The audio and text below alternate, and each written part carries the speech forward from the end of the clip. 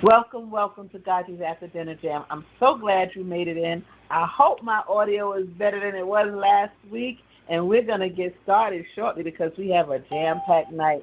And we ended late last week, but it was. I hope that you feel like I feel, and I enjoyed it. It was invigorating. It was great, and we had a great time. So my goal is to get us off here in a timely manner, but also to fill you with inspiration, information, and motivate you to move and to act and to do something, okay? We have to do something because things are being done to us, and we can either sit back and take it or stand up and push back lightly. Just push back a little bit. You know, in this program, there's so much gaslighting, and with the gaslighting, if you just push back, ask for a supervisor, push back, send out a FOIA letter, push back, put a stamp on an envelope addressed to your elected official, push back just a little, and things will happen. We are seeing things all across the globe happening in our favor, telling our story, preparing for that big, grand opening, preparing for vindication when we will be vindicated and we will no longer be invisible, but visible. And when we're visible and the American people understand exactly what's happening to us, they're going to be outraged. And the others know that. I'm going to call them the others. Remember, there was a movie once that called The Others. The others were dead, actually, but the others, okay? And so the others know that. So they're trying to figure out a way how to roll this out without creating mayhem, without creating this mass hysteria.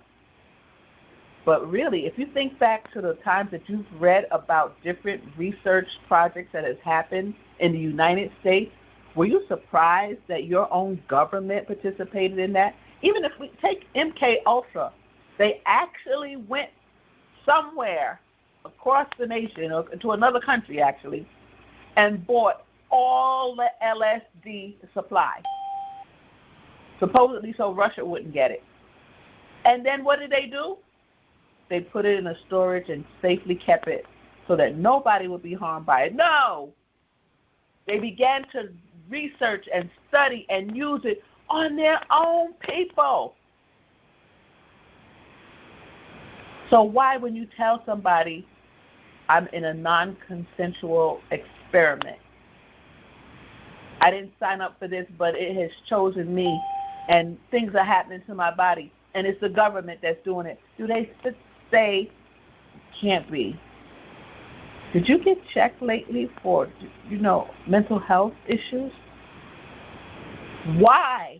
Knowing what happened with MK Ultra, knowing what happened with the black men in syphilis, knowing what happened with pregnant moms nursing their babies, why in the world would anybody question that this is happening right now with the government and its own legal, law-abiding citizens?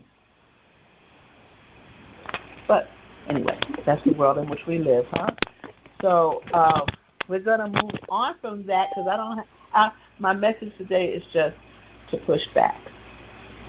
In whatever way you can, if it's lightly, some people push back hard. We want to do it in a way that it's gradual and it's something that you can stand up for and that you would be proud of doing.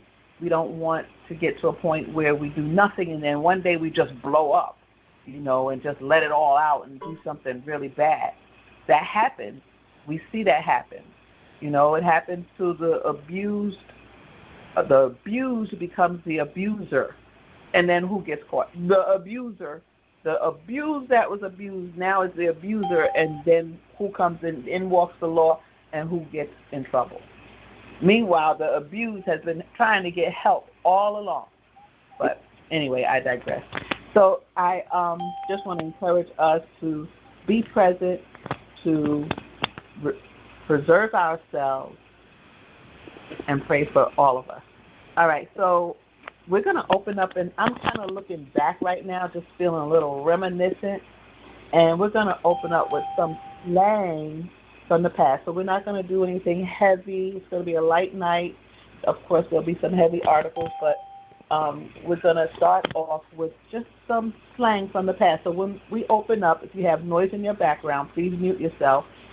Name your city and state that you're from, announce yourself, and answer the question. Just some of my favorite slang that I used back in the day.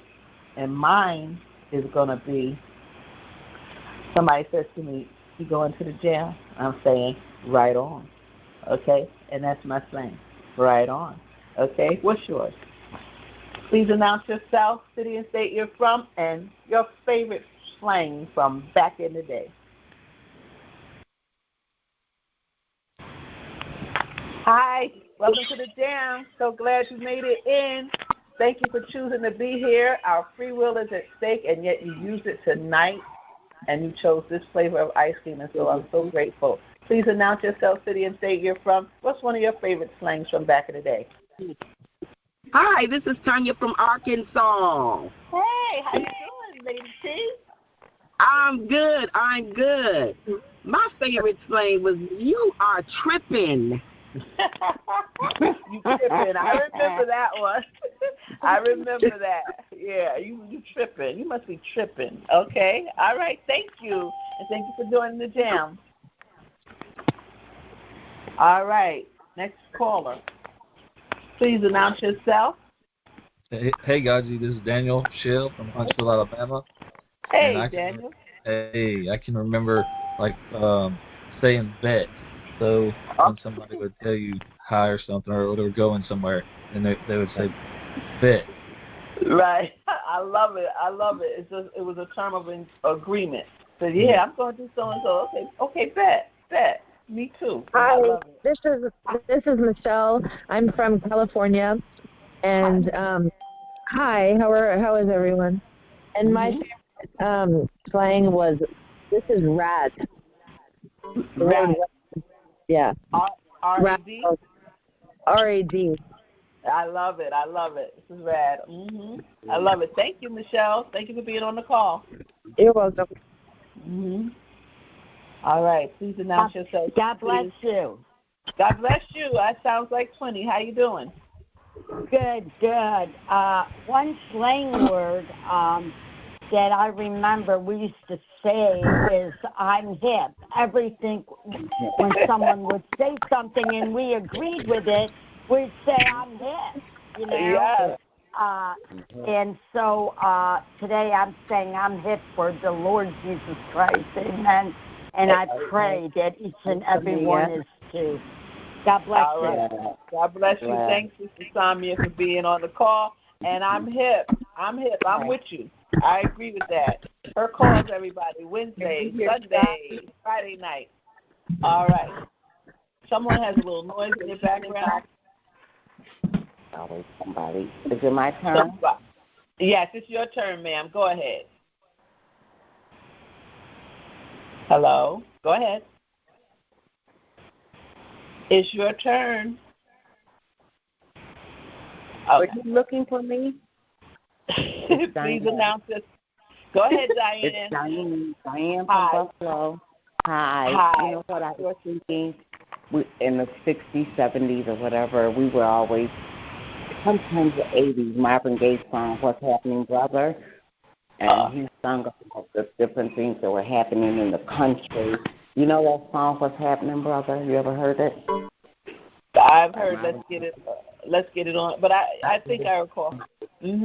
But if you hear it, he talks about a lot of political things and beliefs and stuff. You have to listen to it. That's what I want to say. What's happening. And also, were you looking for me, GoGi's? Yes, you didn't send me an email. You were supposed to send me an email. You didn't, but I'll have Sister Simon give you your phone number. Okay? Okay.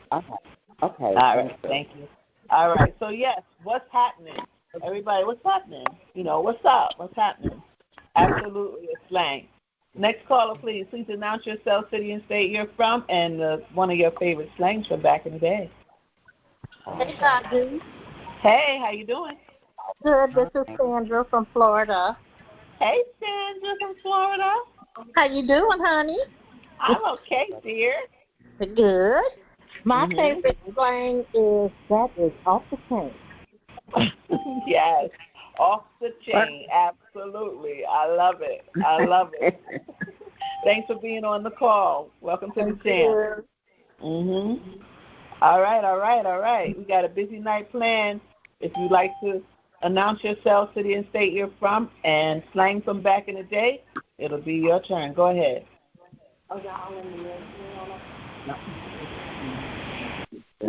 Nope. Okay. Hi, how are you? Okay. I'm Vicky. I'm from the metropolitan area in New York. My favorite slang word from back in the day was word. So somebody would tell you something or give you information. That person, you would say word, and that person would agree with you, and they'll say word back. Yes. Word, Diane. Word, not. I'm sorry, not Diane. Vicky. I hear Diane talking. Diane, can you please mute your phone? Word, Vicky. That is absolute. We say word or word up. Later it became word up, but yes, word. Yeah, that's true. And that's what we have to use now to get our agenda across to defend ourselves. Use our words. Absolutely. Thank you. Totally agree. Thank you. Hi, Gaji. Hi, how are you? I know that. Hi, it's Michelle from New York. In the house. New York is in the house tonight. The last 3 people. New York. My favorite slang is put me D. Put me D. Put me down. All right, I love it. Put me down for John Kingston. Put me D. All right. I love it. Put me D. All right, guys. Thank you, Michelle. Got you, and I got you. Thank you, Gaji. Which was another one. I got you. Okay. All right. Welcome to the J.A.M, everybody. Glad you made it in. It is September, getting ready to be October. We are straight moving into fall, and before you know it, the holiday will be on us, and we'll be into a new year and hopefully a new situation. All right. Please announce yourself, city and state you're from, and your favorite slang from back in the day.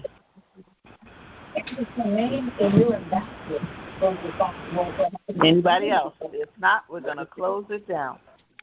Hello. Hi.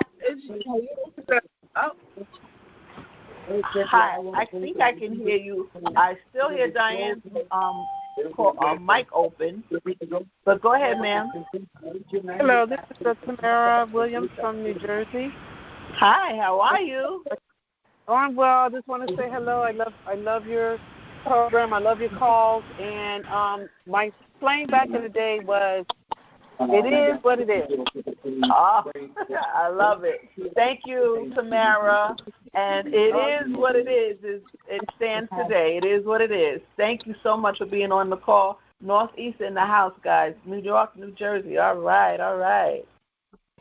Okay. Anybody else? All right. We're going to close it down and get started. Oh, one person. I hear you. Sorry. Go ahead. Hi, GoGi's from Connecticut. The slang, gosh, was whack. That's whack. And I remember that. Oh my gosh. Yeah. Oh my goodness. Totally yes. Yes. That's whack and that's fly. Yep. Just the opposite. Whack, bad, fly, good. Yeah, that's whack. Absolutely. Thank you. Thank you, Jen. All right. My pleasure. Thanks for being here. All right, guys. We're going to, those last two, whack and fly. Boy, I put them together. I don't know how my brain did that. But I remember when That's Bad came out, and that was the first time we said that's bad, and it meant something good, okay? So slang is important. Our vocabulary is important, and that's what one of the callers said, that's what we need to get out of this. We need to use our words. Word up. All right. So here we go. We have a hefty night planned and a special guest planned also from that New York area. Daggone it, the Northeast is banging tonight, huh? All right, so we're going to start with an article about the CIA. All right, so let's pull it in. Let me get to where I need to get to. And while I'm looking for this article, I want to say that this weekend, where we have the Rescue the Republic event, and it's not hosted by the Republican Party, but and they're welcoming liberals, independents, everybody to get together who feels that the country is in trouble and would like to be a part of rescuing the Republic. And Tulsi Gabbard, as well as RFK Jr. will be there. And so it looks like they have a star-studded lineup. They have a rally, speakers, and a nice conference. And so far, we have 10 people who showed interest in going, and we're excited about those who go. So if you would like to go, please send me an email to the Justice Action Meeting at proton.me, and we'll put you down and get you in touch with everyone. People are, booking hotels and carpooling and doing things like that. So let's make sure that we keep you in the loop. Okay, now let me find this article. The name of the article is The CIA Lied. And they don't usually just put that out there. And, of course, it's about Havana Syndrome, which we know Havana Syndrome, I usually make that the first article that we discuss because it tells our story about the DO. If you have been attacked by DO, directed energy weapons, for 6 months, then it is said that you most likely have Havana Syndrome.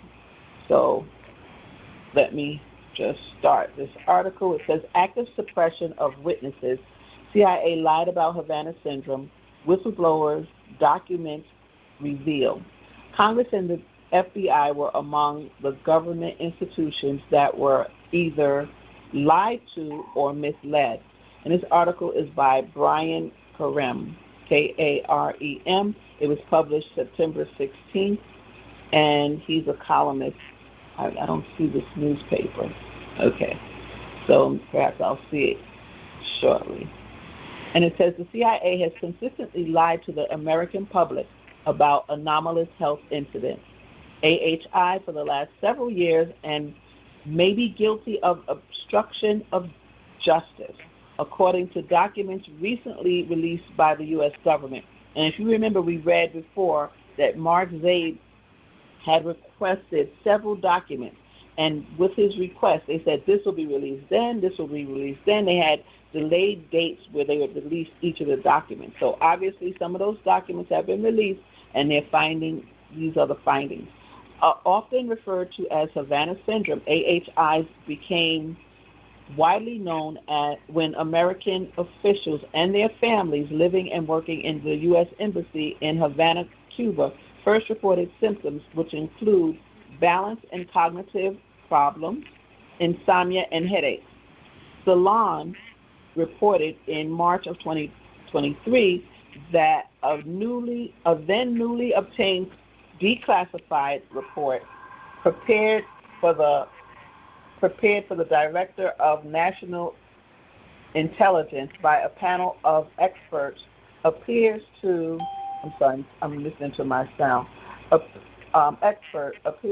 show conclusively that Havana Syndrome, a cluster of unexplained symptoms experienced by diplomats. Okay, I'm going to jump around a bit.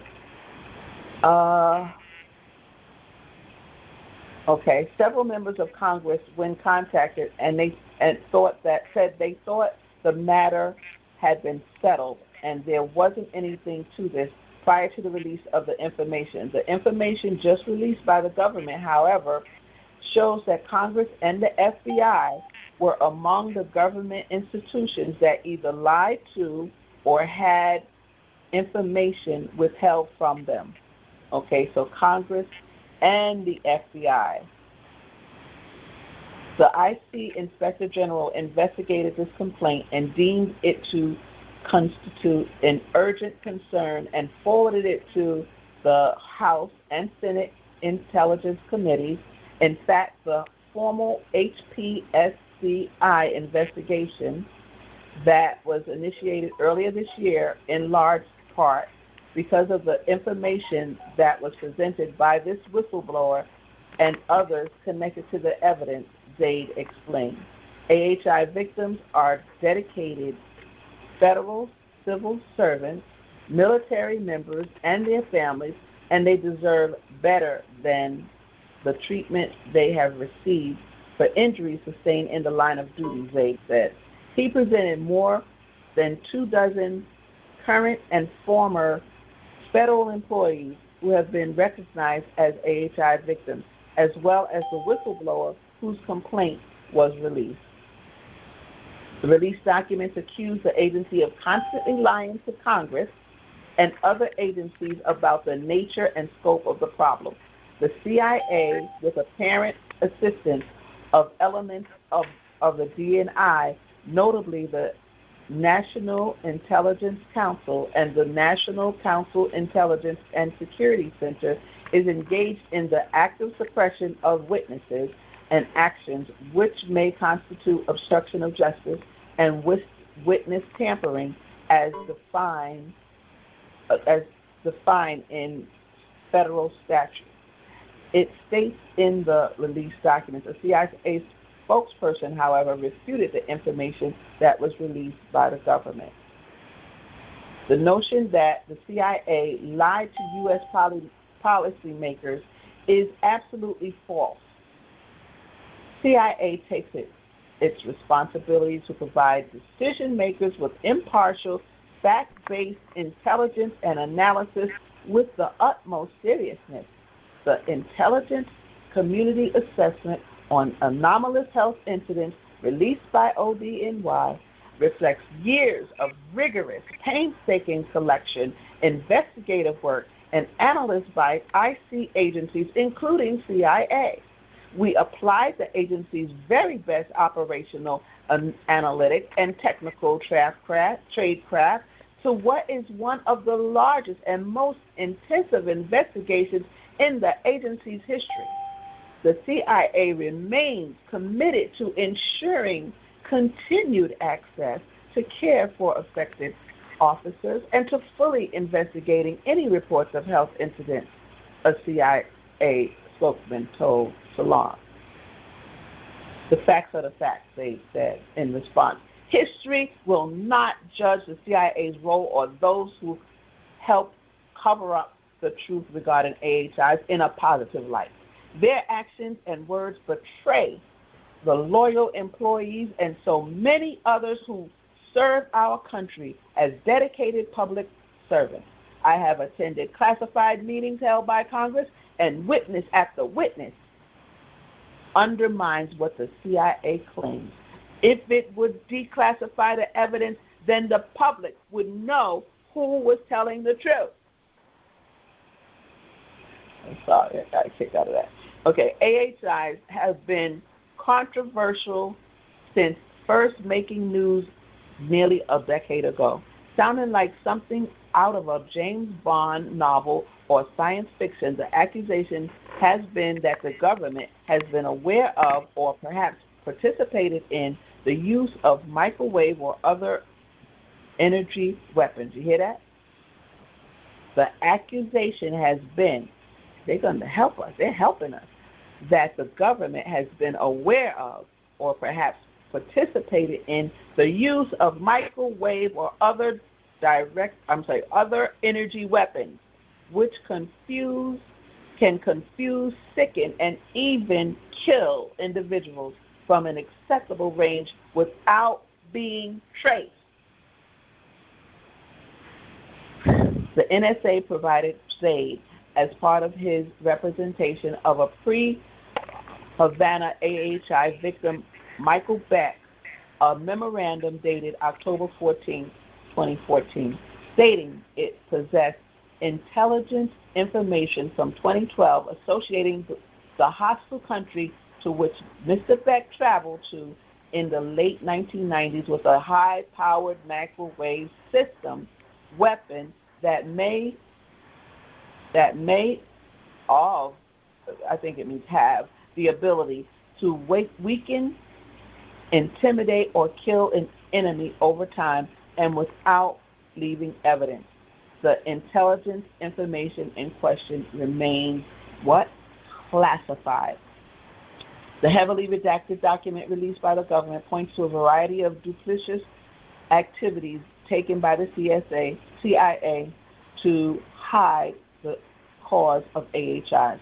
In January of 2023, Secretary of State Antony Blinken defended U.S. diplomats who had come forward to report suspected incidents. Their pain is real, he said then. I have no higher priority than the health and safety of each of you. At that time, Director of National Intelligence Avril Haines said it was very unlikely that a foreign adversary was responsible for the AHI's reports. AHI's reported. Some public reports have suggested that the symptoms were characteristic of mass psychogenic illness.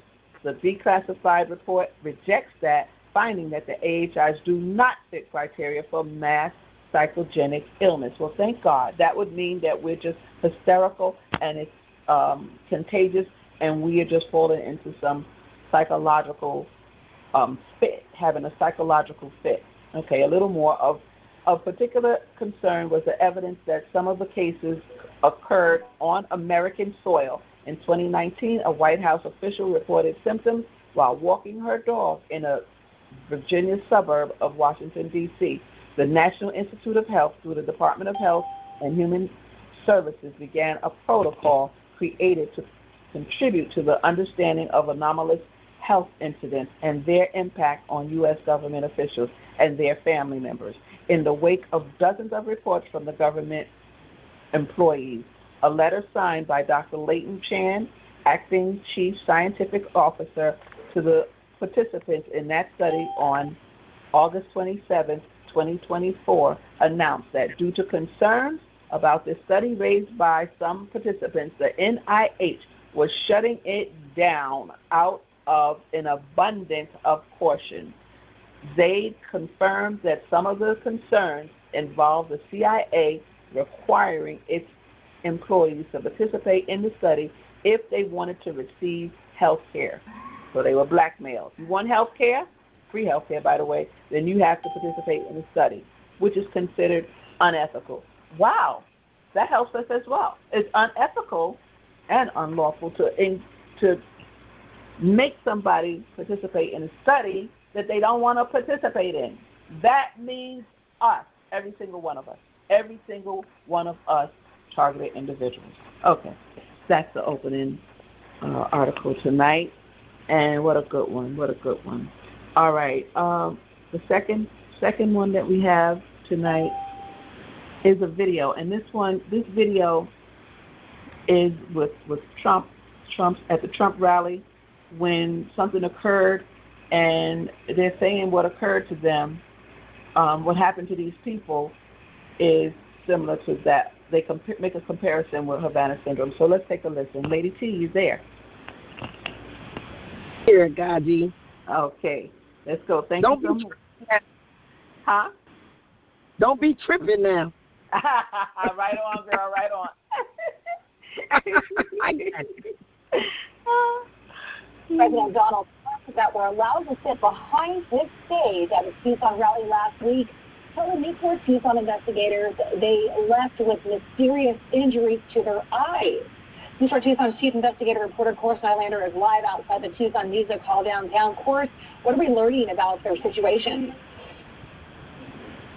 Yeah, well, Monica, this is where thousands of people came out to hear former President Donald Trump speak last week. There was a group of 48 people allowed to sit on stage behind Trump throughout the event. They were split and the two groups on each side of the stage. One side seemed to walk away without any issues, but multiple people seated near each other on the other side tell me that they had to go to the emergency room after they left the event. Here tonight, for the first time, the Trump campaign is confirming that they're investigating this situation.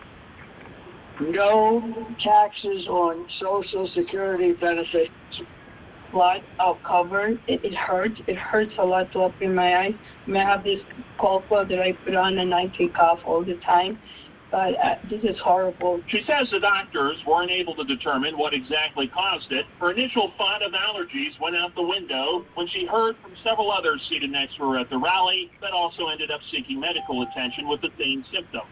It kept getting worse and worse. My eyes started watering a lot. My nose started running. Then I started feeling my face get really flushed, and then my neck felt like it was on fire. And it just progressed from there. This Tucson woman, who doesn't want to be identified, was seated in the same area behind Trump with her brother. Both walked away with eye injuries and sought medical attention. I was all focused on my eyes. I mean, my eyes were red and like hell, you know what I mean? It's like, it's just like unbearable. You just couldn't, I couldn't handle it. I just couldn't handle it. Whatever caused it seems to be isolated to the group seated on stage right. Former Congressional District 6 candidate Kathleen Wynne was seated on the opposite side of the stage and says she and everyone she knows seated near her walked away without any issues. We hope that there's no nefarious actors in this and that this is not a strategic hit for those that are supporting Donald Trump. Ira reported her injuries to the Trump campaign and says she was told it was being investigated. Ira feels it's crucial for people to be made aware of what happened and what could have caused her injury. Thank you so much, Lady T. My. What is the goal there? To make sure nobody sits behind Trump? Were they upset because he had thousands of people? Because somebody said that his thing was not well attended. So thousands came out, and they started again. They started with the people behind him. Somebody did. So thank you for that, Lady T. We're going to move on to the next article. This one here, the third one that we want to highlight tonight is something in Los Angeles. And I think what's interesting here is who are they talking about? So this may be of interest to us. And we always watch state and what the state is doing to help TIs. Because I know some people are moving around. Some people are in their cars and they just drive around. And when you drive around like that, it's important to know the laws of the state you're in. For example, if you go to Florida, you know that there's a possibility the Baker Act is alive and well. So it's important to know the laws, and there's some laws in some states that protect us. So this law is interesting, and it's in our favor, I believe. Let's listen. I'm going to read it. This is from Channel 4 in Los Angeles. And it says, L.A. County Sheriff Robert Luna announced a new policy Tuesday that will ban deputies' participation in law enforcement gangs. What's a law enforcement gang? What's a law enforcement gang? And hate groups. Luna said he worked tirelessly on the new policy alongside labor unions to address a long-standing issue in his department. Well, L.A., I hope that this is what I think, because they talk about California, that in California people do street theater and gang stalking like it's an acting job, because people go there to Hollywood to pursue a career, and they want to be stars. And if they don't get anything, this is seems like a good opportunity until they suck them in and they really realize what they're a part of. And so they'll participate in street theater and gang stalking like it's an acting job. That's what it said. Anyway, I'm not the kind of guy who is turning away saying this doesn't exist, Sheriff Luna said. I think it exists, but I remind everybody out there, 99% of our employees are amazing. So he's saying it's only a small fraction of the employees or the cops that participate. I hear somebody rattling. That participate in this activity, but he's getting rid of that. Luna said participants in law enforcement gangs or hate groups have engaged in a wide range of behavior that involves everything from use of force issues to lying on reports, to misconduct within the department. They also have heard complaints from the community on racial bias. Okay? So, this goes be more, and I don't have the rest of this article. I am going to get this because it then goes on to define law enforcement gang and hate groups, and I really want to know what law enforcement gang is defined as. Okay, but that is, I think I had a little bit more on that just on the screenshot to see if I can find that. And, don't everybody move to California, but at least we know that in California they're banning this law enforcement gang, which we talk often about people that believe the police department participates with the FBI to hurt us. Okay? Let's see if I can find it. I don't see it right now. And then we'll move on to the next one. Let's see what the next one is. Is Dr. Millicent here? Is Millicent? I'm here. Okay, great. All right, so we were talking about laws and things that really help us, and Dr. Millicent has one from back in the day. We talked about back in the day today, like slangs and so forth.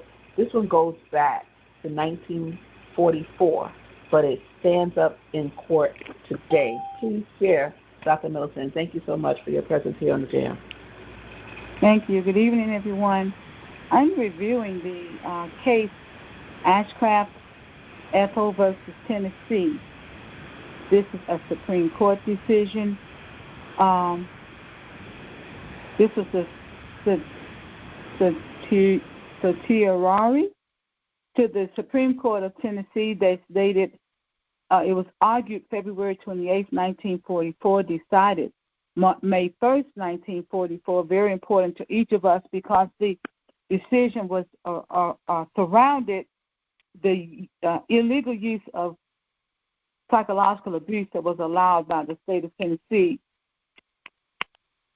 So there were four or 5 points here. It says, upon review, here a conviction of a defendant in a criminal case in a state court. It is the duty of this court to make an independent examination of the defendant's claim that his conviction alleged to have been obtained through the use and evidence of confessions coerced by law enforcement officers was in violation of his rights under the federal Constitution. An independent examination by this court of the defendant's claim in such a case cannot be foreclosed by the finding of the state court or the verdict of a jury. Now, what happened was this man, Mr. Ashcraft's wife, got killed. She left home, started on a trip. In a day or so, her car was found on the highway. She was not in the car. She was found dead. So the theory was that Mr. Ashcraft had paid another man named Ward, I believe, to kill his wife. And they were both picked up and interrogated over a 36-hour span of time without having any sleep. And that surely affects us because all of us are sleep deprived. I know I get 3 hours or less of sleep at a time. And that makes us unable to adequately process and be able to answer questions. So it says the treatment of the alleged confessions by the 2 state courts and the trial court's instructions to the jury in respect of the alleged confessions make more important, in this case, an independent examination by this court of the defendant's claims. And so the Supreme Court of the state of Tennessee was validating its claim of feeling that they were just to review this case in light of the decisions of the original court, the appeals court, and now they're up to them. So and then it says, upon undisputed evidence, this court concludes that if the defendant Ashcraft made a confession, it was not voluntary but compelled. and that his conviction resting upon the alleged confession must be set aside as in violations of the federal Constitution. The uncontradicted evidence that Ashcraft had been held incommunicado for 36 hours, during which time, without sleep or rest, he had been interrogated by relays of officers and investigators, show a situation inherently coercive. In making such disposition of cases as justice may require, this court must consider any change in fact or in law which has supervened since the judgment was entered. The conviction of a co-defendant having been sustained by the state court upon the assumption that Ashcraft's confession was properly admitted and his conviction valid, the judgment as to the co-defendant is vacated and the case remanded for further proceedings. So in our cases, and I found this case, let me start there. I found this case by reading a report that was written in 2009 by the Physicians for Human Rights. They write lots of reports that refer to and relate to torture. So in reading the report, they referred in one place to Ashcraft versus Tennessee. Obviously, me being from Tennessee, it perked my interest, and I looked further into it. The usual rule for examining someone is that, or a detainee, for having a detainee, is that they must have at least 4 hours consistent sleep per night. So you all could consider for yourselves if you're having 4 hours or more of consistent sleep per night. And then I don't know about how many of you are getting what they're calling, what it's reviewing is enhanced interrogation. For us, enhanced interrogation takes the form of being interrogated during the night, being interrogated during dreams, being allowed to go to sleep, and then being awakened with people asking you questions and trying to make you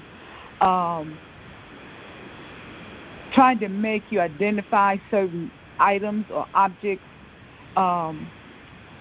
One of the things I've read is that the perpetrators are able to get into our dreams, and during that time we could either be interrogated and or programmed. So that's what makes Ashcraft versus Tennessee so important to us, is that most of our rights are being violated through the Torture Act. I think they decided that Ashcraft versus the state of Tennessee, the 8th Amendment was violated. The I believe rights against humanity was violated, as well as the Torture Convention Against Torture Act was also in violation. It says this court is not able to hold as a matter of law that reasonable minds might not differ on the question of whether or not that alleged confession was voluntarily obtained. So much of the question regarding whether or not there's been a violation is whether or not a reasonable person would consider that a violation has occurred.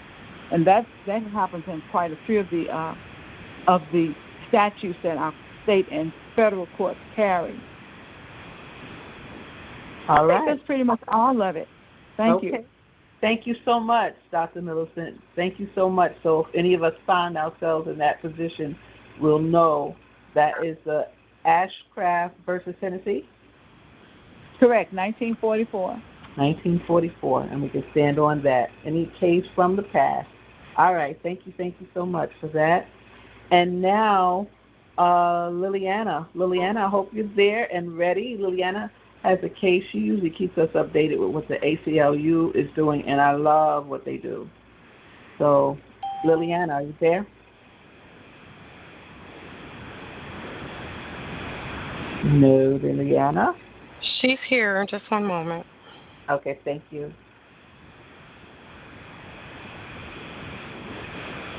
Okay.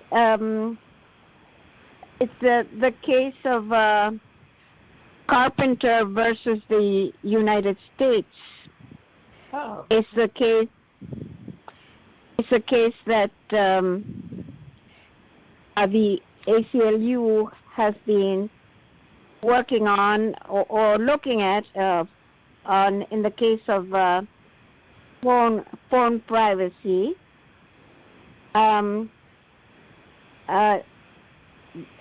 Let me see,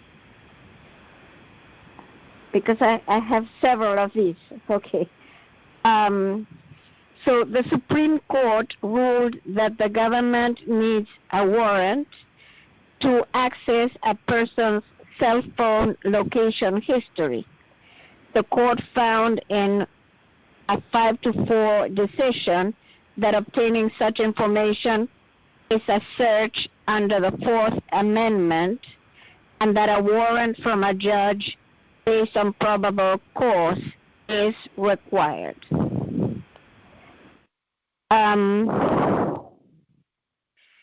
Let's see, then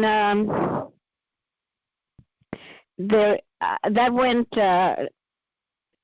through the Supreme Court. And then there's another case that went through the Supreme Court. And then we have the case of the ACLU versus FBI. FOIA case for FBI records related to non-disclosure agreements for cell site simulators. In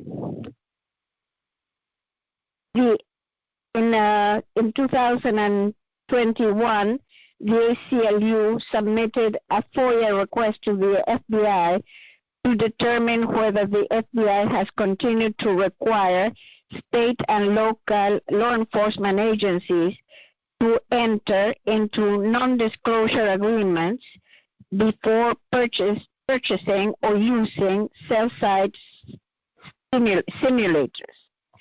After appealing and suing, the ACLU finally obtained responsive records confirming that the FBI has continued to impose non-disclosure agreements on law enforcement agencies seeking to use the FBI's cell site simulators.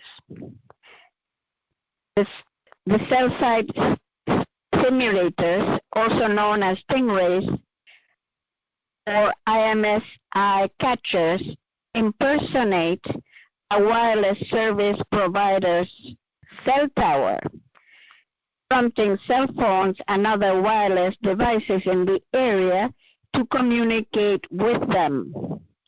They can be used to locate, track, and identify people's phones. Even when used to locate a particular suspect's phone, cell site simulators collect unique numeric identifiers associated with all the phones in a given area, ensnaring bystanders' phones in the search. Cell site simulators can also interfere with nearby cell phones' connection to the cellular network. For years, law enforcement agencies hid their use of cell site simulators from judges, defendants, lawmakers, and the public. Before state and local law enforcement agencies purchase cell site simulators from a private vendor, the FBI would require them to sign non-disclosure agreements prohibiting the disclosure of their use to the public and to the court. The ACLU journalists and others obtained copies of the NDAs through public records requests, and the FBI's secrecy policy was condemned by courts and advocates. In 2020, Del Cameron and Drew Mehrotra published an article revealing that after a major provider of cell site simulators, L3Harris Technologies, announced it would no longer sell cell site simulators to state and local law enforcement. Those agencies were turning then to a different company, Tactical Support Equipment, PSE, which sells cell site simulators manufactured by Octasic, a Canadian firm.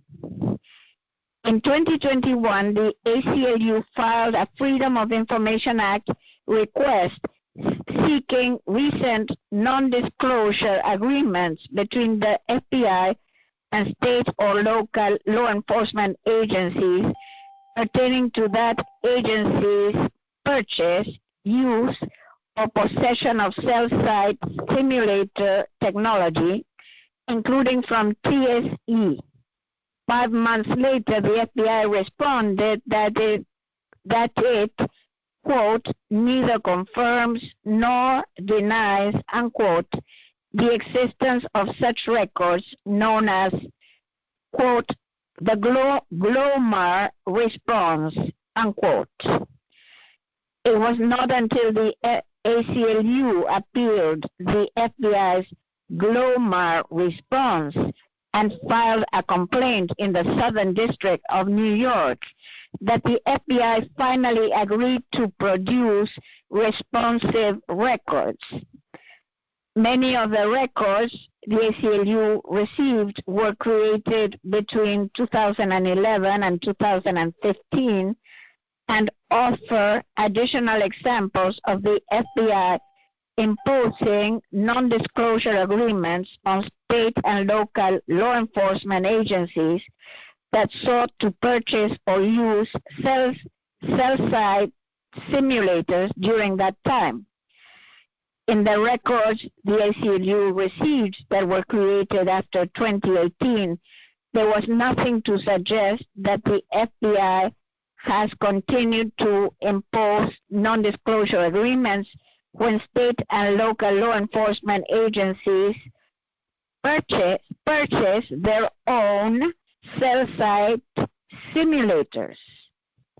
These records do reveal, however, that the FBI continues to impose non-disclosure agreements on agencies seeking to use the FBI's cell site simulators.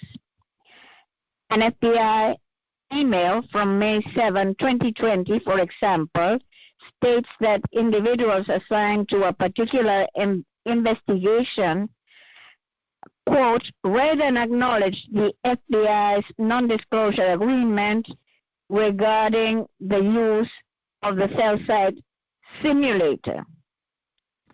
And another email from May 14, 2020, relating to, quote, a request for technical support, unquote, from the FBI under, quote, exigent circumstances, unquote, provides recent NDA language.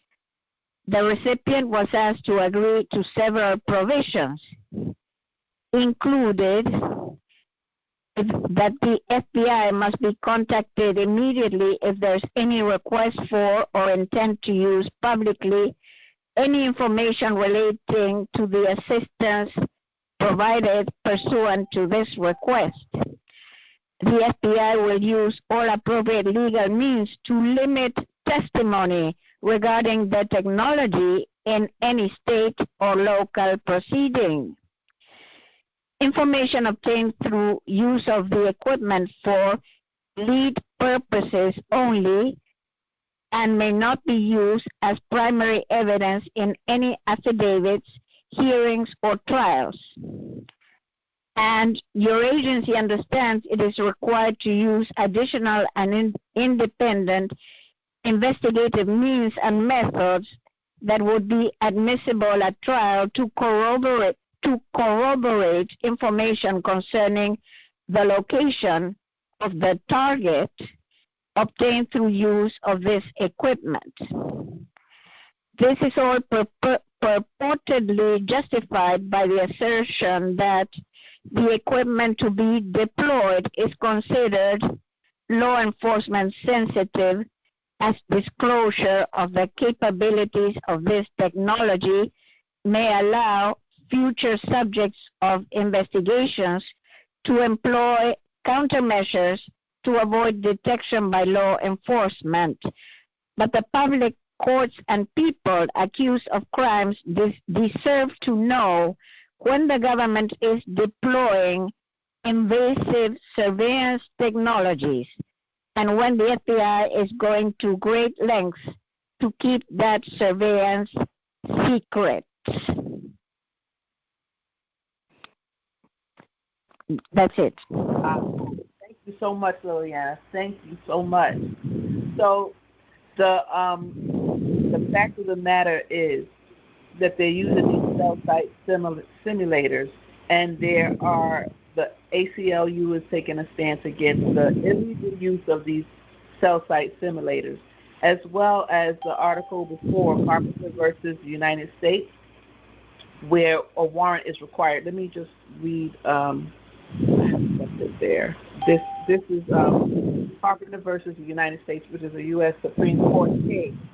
And it says the Supreme Court ruled that the government needs a warrant to access a person's cell phone location history.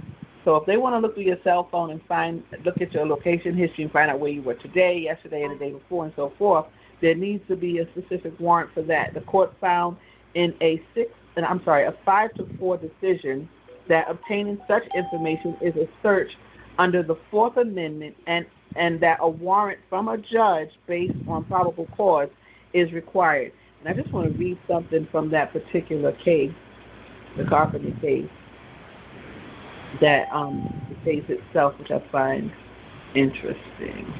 Let's see this. So, okay, here we go. And it says, cell phones perform their wide and growing variety of functions by continuously connecting to a set of radio antennas called cell sites.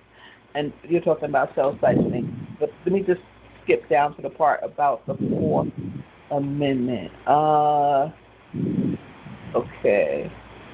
And this is Timothy Carpenter and his phone that what the government was able to obtain. The government was able to obtain 12,898 location points cataloging Carpenter's movement for over 127 days, an average of 101 data points per day. Carpenter moved to suppress the data, arguing that the government's seizure of the records without obtaining a warrant supported by probable cause violated the Fourth Amendment.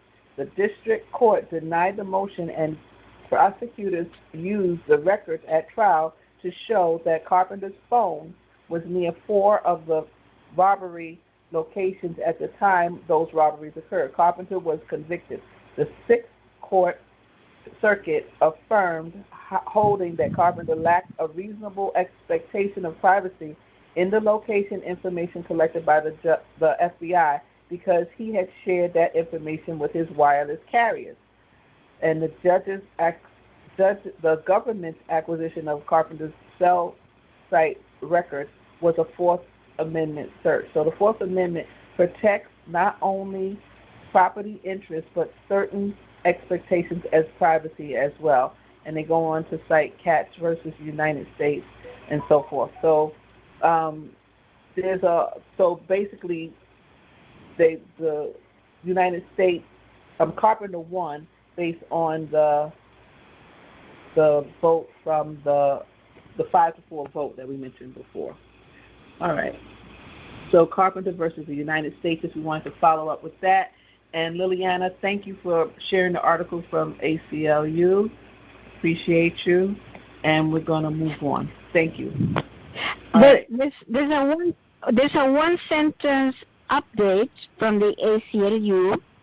It says, released April 4th, 2023, negotiations between the ACLU and the FBI resulted in a supplemental production in which the agency listed certain prior redactions to a record released on June 1st, 2022.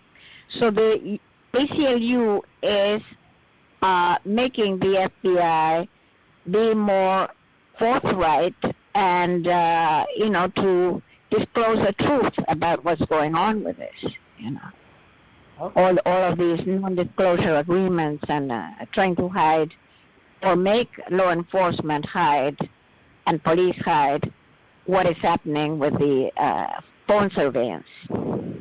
Right. Okay. All right. Thank you. Thank you for that. We're going to move on to the UN. Now, ACLU, a lot of what they do is fighting for us, and I know, Liliana, you had worked at one time for the UN, but what I'm hearing right now is not too good. So we're going to take a listen to this, I think it's a TikTok video or audio for us right now, and it's about what's going on with the UN. Go ahead, please, Lady T. Okay. The Biden-Harris administration apparently intends to fully support the surrender and compliance of the U.S. to the UN in these endeavors. They are aligned with the international globalists that hate America, that hate the Constitution, that hate our founders, that hate our founding Judeo-Christian principles, and they want America to become like the rest of the world. They don't want us to be subordinate to or governed by our Constitution. No, they want America to be subordinate to and governed by the UN, the World Health Assembly, and the WHO. And in fact, they intend to join with others at the UN summit this week to vote to award additional powers to the UN Secretary General. They seek to facilitate the evolution of the UN from an international cooperative body to an international governing body.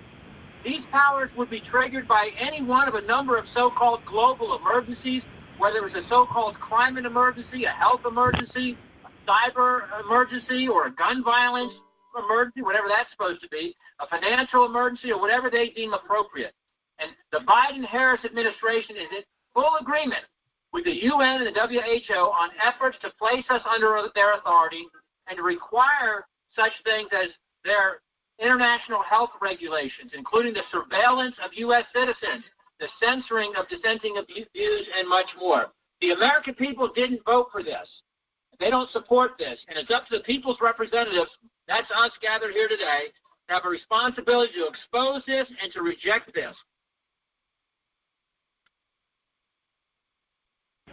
Thank you, Lady T.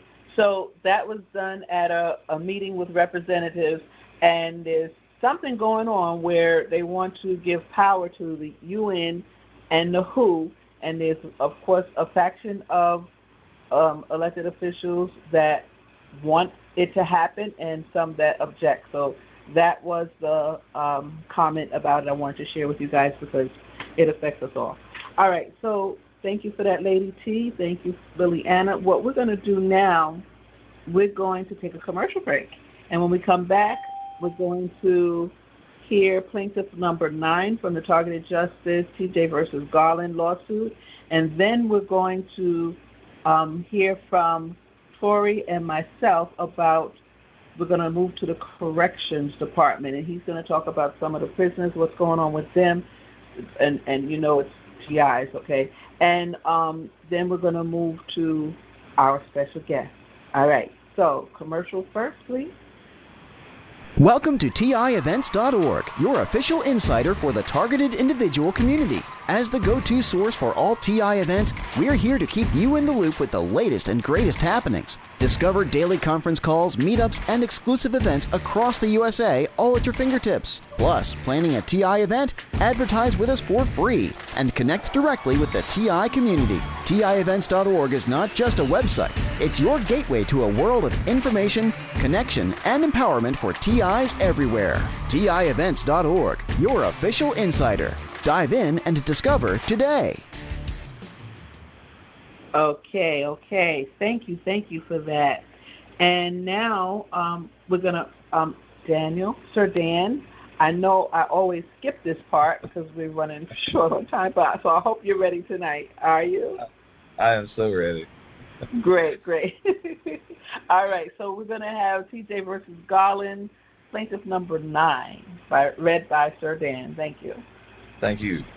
Plaintiff Anna Robertson Miller, of legal age, United States citizen, married, paralegal, mother, and resident of Cypress, Texas, became aware in 2016 that she was a TI, but believes her targeting could have begun as far back as 2013. In 2019, Ms. Miller began enduring gruesome directed energy weapon attacks. Okay. The foregoing allegations are realleged and incorporated herein. Plaintiff Anna Robertson Miller became aware in 2016 that she was a TI. The defendant, FBI, does not have any and has never had nor corroborated particularized derogatory information linking plaintiff Anna Robertson Miller to any act of terrorism. Defendants Ray and Cable Jr., acting under the color of law, maintain her name in the TSDB, the NYS McCarthy blacklist, despite legal grounds to justify it. The defendant, FBI, nominated and included her in the TSDB, devout of supporting particularized derogatory information. She was not given any notice or opportunity to review her nomination. Plaintiff Miller specifically demands that defendants Ray and Cable act pursuant to their oaths and obligation to uphold the laws and Constitution of the United States and remove her name from the TSDB, since it is illegal for them acting under color of law to continue maintaining her name in a terrorist database devoid of specific derogatory information in support of it. Plaintiff Miller has been the victim of organized stalking in public places, motor vehicle noise campaigns such as honking and loud accelerating around her or in front of her house.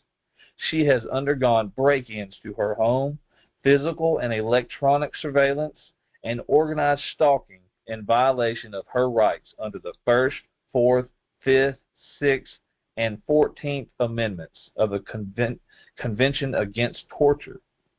Plaintiff Miller believes her targeting could have begun as early as 2013, as she continuously got rejected from all jobs she has applied for, albeit her preparation and experience.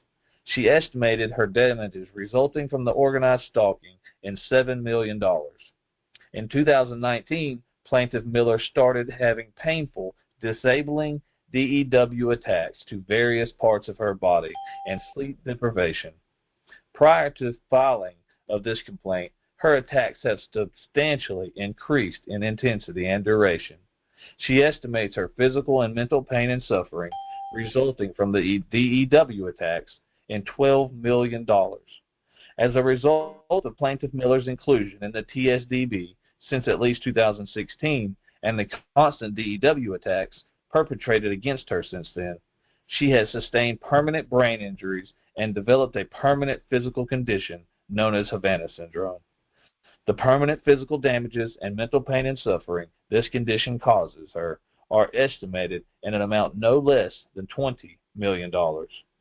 Aside from the payment of the damages set forth above, Plaintiff Miller requests that in light of the malicious intent behind their targeting, experimentation, torture, and suffering, defendants Ray Cable Jr., Mayorkas, and Weinstein are held to be jointly liable to her for a reasonable amount in punitive damages, estimated at $117 million. Plaintiff Miller also requests that the FBI and DHS be ordered to pay her damages for the illegal disclosure of her inclusion in the TSDB, with the social, professional, and personal repercussions, suffering anxiety, depression, and loss that it caused her. These damages are estimated in a minimum amount of $1 million per year, depending on the quality and quantity of the derogatory information shared outside of the agency, and to be calculated when defendants provide the evidence of the extent of the disclosure. Plaintiff Miller requests that the court impose on defendants joint liability for the payment of reasonable attorney fees and costs under 28 U.S.C. 2412, 5 U.S.C. 552, and Bivens. Ms. Miller specifically requests that this court order defendant FBI to remove her name from the TSDB and instruct defendants to abstain from including it in any other illegal database used to carry out human torture, experimentation, and or any other illicit purpose. And that is our plaintiff number 9. Thank you so much, GoGi. Thank you so much. So well read. Thank you for that, Sir Dan. So if you find yourself feeling similar, if your situation is similar to that of plaintiff number 9, this case prevails, you pick this template up and you use it in all the supporting documents and all the cases for your day in court. And that's why we read them. Next time we will read plaintiff number 10. Thank you so much for that, Sir Dan. Well read, and we're going to get ready. We're going to go back to our news. We have 2 more, and then we're going to bring on our special guest, so get ready for that. All right. So, Tori, are you with us? I am here. Hi, GoGi. Hi, everyone. Hi, how are you? I'm doing okay. All right, so go ahead. Go ahead. No, go ahead. So you can set it up. Yes, I was just going to say Tori is going to share with us, there was a whistleblower that talked about what has been going on in the prisons with implants. Okay, implants and prisoners. So go ahead, take it, Tori. All right. So I want to start off by saying there's a couple of Joan of Arcs on this call, GoGi being like the main one. But I believe there's some other ones on here. Due to what they've been through, I won't mention their names. Yeah. A criminal in his mind says, I don't want to be caught. But we are in big trouble when government and law enforcement are saying the same thing. I wanted to start off with that because that is absolutely true in this case. Appearance is everything in this case, so I'll come back to what that means. Dawn DeVore worked for the California Department of Corrections, and she discovered, she actually intercepted an email that stated that involuntary experimentation was being done on the prisoners there. They were implanted against their will. From what I understand, they were tranquilized, and the experimentation went on for 2 months. Now, what's important about this is that they were able to, by sending a signal to these implants, they were able to stop a prison fight, so the implanted inmates didn't have an urge to fight anymore. They were able to cause them to sleep an extended amount of hours. They lost their interest in their well-being, like taking showers and recreation. So there's a policy called the Zero Tolerance Code of Silence in the prison system. So this means, so basically like a whistleblower being protected. Well, she obviously went to her authorities, and she began to be targeted. In September 13, 2018, she filed a case against the Department of Corrections. Now, I have both of those cases. I'm going to share them so you can read them for yourself. The second case is actually against the Department of Defense, and the reason why this came up is because at this point, John Kingston is involved, Dr. Staninger. So you see what's happening. They're building the evidence. It is clear more than what she realizes is going on. Turns out that her daughter, herself, and her daughter were implanted against their will. Dr. Staninger helped them with that. They were able to maintain custody of the evidence. So the Department of, again, I mentioned earlier, appearance is everything. So in this case, in cases like this, they end up settling out of court. So in other words, a government agency wants to maintain its appearance. That's why I started off by saying a criminal in his mind says, I don't want to be caught. But we're in big trouble when government and law enforcement are saying the same thing. So maintaining the appearance, settling out of court, all of this should tell you that it is important to get your body scans done now. All of the shenanigans they've been doing to us that distract us with the gang stalking, home break-ins, property damage, career sabotage, they've been putting stress on us because it is highly likely that a number of us have implants. Again, the case is, there's quite a few pages here, so I just wanted to give you a basic understanding what happened. Frequencies were being shot at Mrs. DeBoer and her daughter. So I encourage you to read the case. It's about 10 pages. Obviously, I'm not going to read 10 pages, but I'm going to post the links in the chat here. So I hope I kind of communicated what's going on here. Thank you.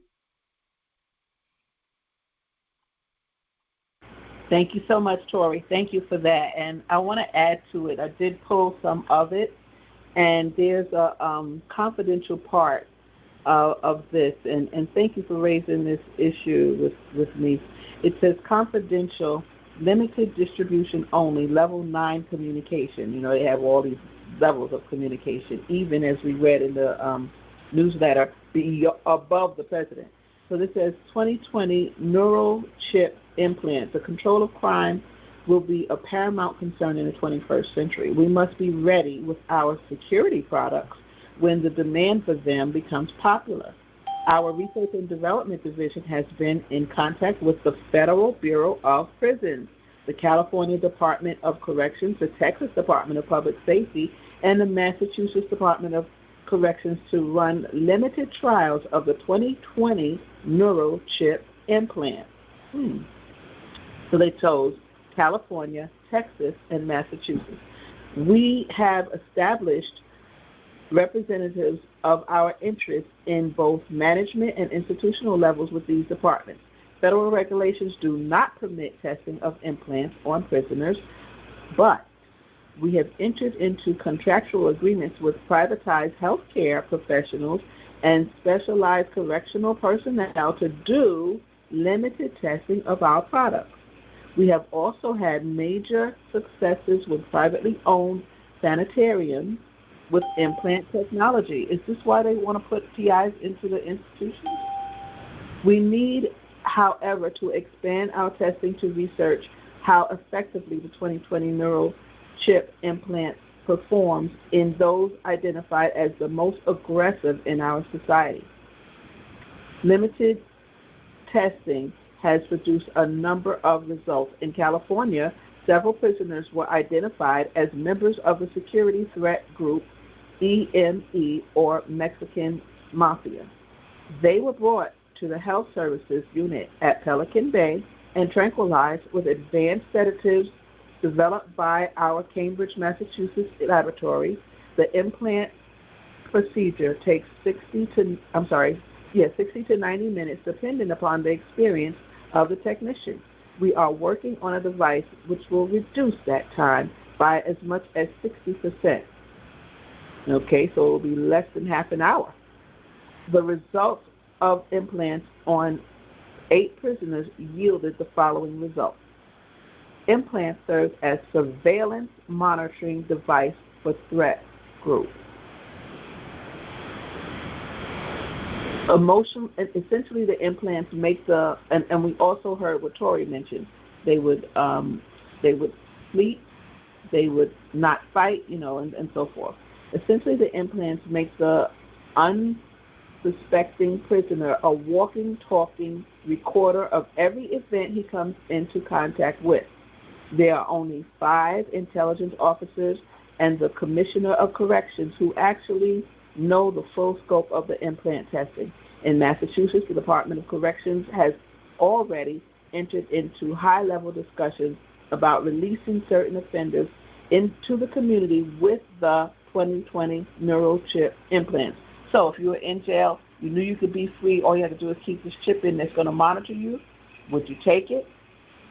You wouldn't know that it's going to record everything you do 24/7. But, so our people are not altogether against the idea. However, attorneys for IntelliConnection have advised against implant technology outside strict control settings. Under the present government structure, our liability would be enormous. While we have a strong lobby in the Congress and various state legislatures favoring our product, we must proceed with the utmost caution on uncontrolled use of the 2020 neural chip. If the chip was discovered in use, not authorized by law, and the procedure traced to us, we could not endure for long the resulting publicity and liability payment. Wow. Did you hear that? They're not worried about the prisoner. They're worried if they find out and they put this on paper and it was leaked. This is just wonderful stuff. What happens in the dark will come to light. I'm just going to read what Massachusetts says, and then we're going to go on to our guest, who was a correction officer and also working to become a police officer. And we're going to talk a little bit about that with him. Massachusetts officials. Yes. Just one last thing. The plaintiff, Dawn DeVore, her granddaughter also had a monitoring device at the brainstem. Wow. So they even implanted the children.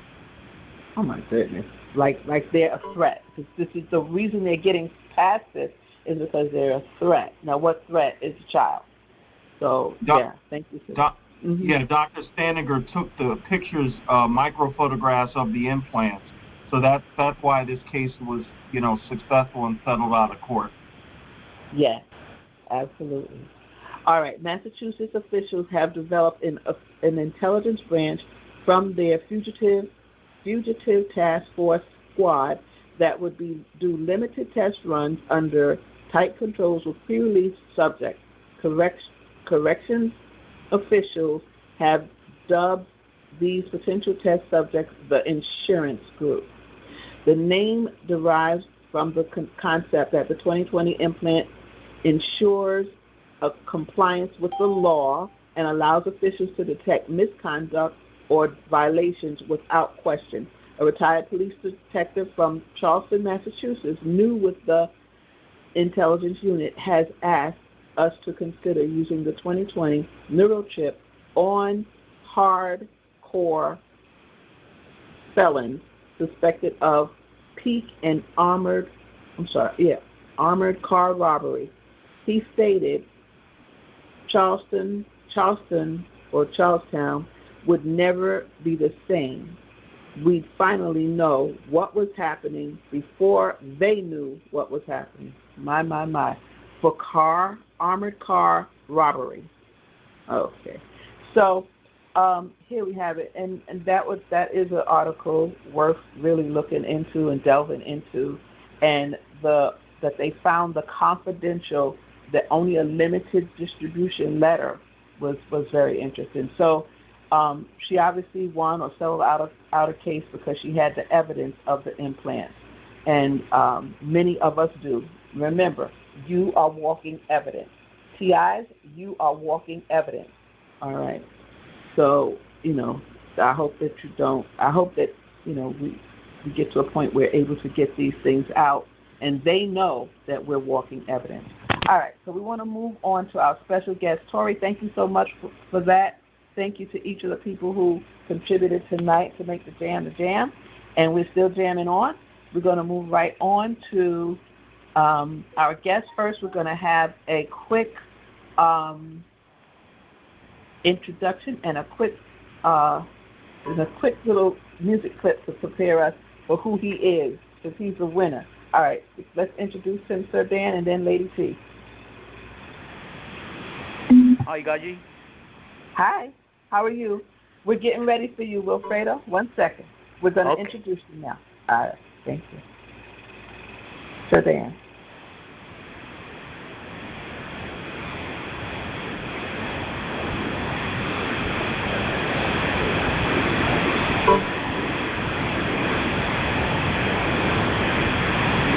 So, Dan, we have the introduction. Okay, Daniel. so targeted individual, Wilfredo. I'm sorry, I was on mute. Okay. Considers himself a pro se litigant against the state of New York. Instead of sitting home every day, he stands outside of the courthouse with signs raising awareness of his case and TIs everywhere. Thank you. Again, my name is Wilfredo. I say hello to all the TIs participating here tonight, and especially to you, GoGi, because you are bringing such a special group of people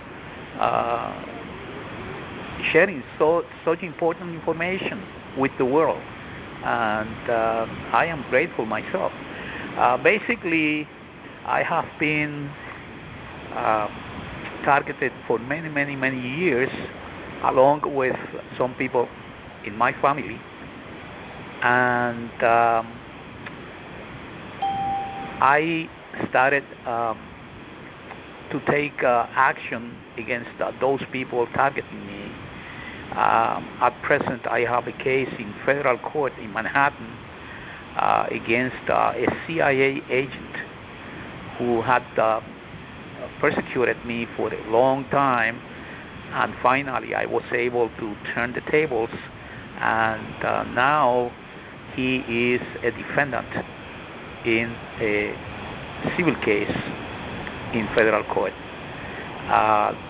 This case is so important to all PIs, in my opinion, because number one, it shows that we don't get legal representation so easily. We TIs go to lawyers asking for legal representation, and often we are told that there is no merit in the case, or that the lawyer himself or herself is very scared to fight the CIA and the FBI. So because I am not a lawyer, and by the way, I don't have training in the law, but I was able to maneuver through the courts. And right now, I have a major case going again in federal court against these people.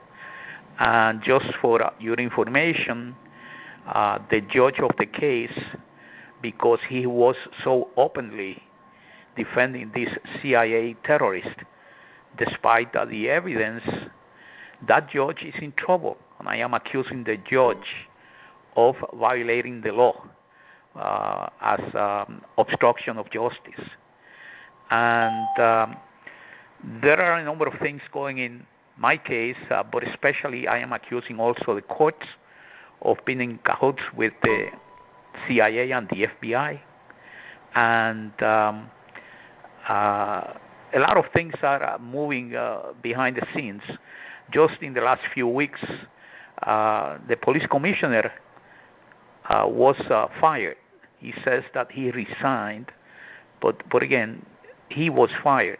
And I am sure that he was fired because of my case, because there is a CIA unit in the New York City Police Department, and I had denounced that with many people both in Washington and with the mayor of the city.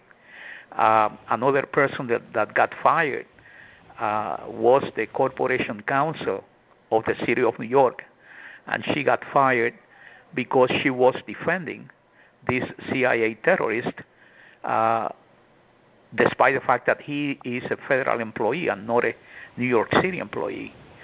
And there are many things going on. So, Wilfredo, you're saying that there's a CIA unit in the police department? Yes. Okay. Yes. And that happens, by the way, because I am from Puerto Rico.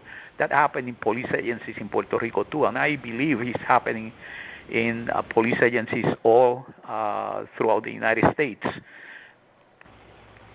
Okay. And let me ask you another question. Now, you said, and you said you weren't a lawyer, but you have studied some law. In terms of your career, you were a correction officer. Anything else? Well, no, I was a New York State correction officer for maybe just a few years, and at the time I was in the process of becoming a New York City police officer. But at that time, they framed me with a case of assault. Again, the same COINTELPRO operation in which they send people into our homes, and then they claim that they are the victims. So in that case, again, I was convicted of assault in the second degree. So my jobs with the government were not available, and so they knew if you got with the assault issue that you would be locked up and you would have no chance of becoming a police officer. That's right. That's right. And something interesting about that conviction is that despite the fact that even up to this day the conviction is illegal because I was convicted of assault in the second degree and found not guilty by a jury of some other charges that will neutralize the conviction for assault in the second degree. No lawyer, even up to this day, wants to help erase that conviction from my record because they know that it's a COINTELPRO case, and they are not going to touch it. Mm-hmm. So now, how the CIA officer or the one that you say that there's an office running or within the NYPD or the police department, and this particular officer, how do you know that this officer is from the CIA? There is a big difference in the way they act. The kind of crimes that they commit, they are very different. And this guy is the kind of guy that not only in my case, but in other cases in my community, was committing major crimes. And the FBI on occasion, commits crimes, but not to the degree and openness that the guys at the CIA do. And that's how you can tell. Based on my experience, by observing them for many years, I can tell who is who and who is doing what. Mm-hmm. So did he? So you just observed that he did a crime, or is it known? The nature of the crime will tell you if the guy is a CIA or FBI or not even a policeman at all. In this case, this man, dressed as a lieutenant of the NYPD, broke into my house, and he was committing some other crimes like, breaking the door down and arresting me falsely and so on. So again, the FBI does not have a unit to perpetrate those crimes. The CIA does, and that's what they do. Okay. All right. And what motivates you? You have this case going on, and congratulations that you're doing it on your own pro se, and it's prevailing. It is prevailing. Yeah, I want to interject here that this case started in the year 2019. And it's over 5 years now, and they haven't dismissed the case. And my accusation against the judge for corruption, for obstruction of justice, that's a criminal accusation that was filed almost 4 months ago, and is pending before the Judicial Council of the Second Circuit Court of Appeals. And that's a very serious charge, and that's a very serious court. So we are going to wait and see how they handle this one. In the meantime, I stand at front of the court with a banner denouncing the way the lower court has handled my case. And that is discrediting the court because, again, this is the second most prestigious court in the United States after the Supreme Court. What does your banner say? The benefit of what? No, what does your banner say? Oh, the banner, among other things, let me see if I remember, about the court, let me see, I start with the court accusing the court of treason. Treason against the Constitution of the United States. They know, if you look at my case, you say, wow, how can this man, CIA agent, be allowed to do all these things so openly? And by the way, this CIA agent, 10 years ago, broke into the house of the apartment of a man in Westchester County. At that time, the CIA agent, the same guy, was dressed as a policeman of the Yonkers Police Department, and he killed the resident of the apartment. He pushed the resident of the apartment out of the window, or third floor apartment, and killed the man. And for that, the CIA guy got convicted by a jury and went to prison. So 5 years later, he reinvents himself as a lieutenant of the NYPD and breaks into my house. How can they explain that?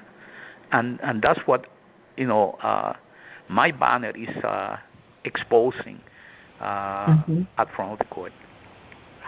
So I have a question. What motivates you? Like, you have the case going on, and you're waiting for the next motion or the next action and so forth. What motivates you to get up every day and go out there and stand with your banner? Oh, these people have to be defeated.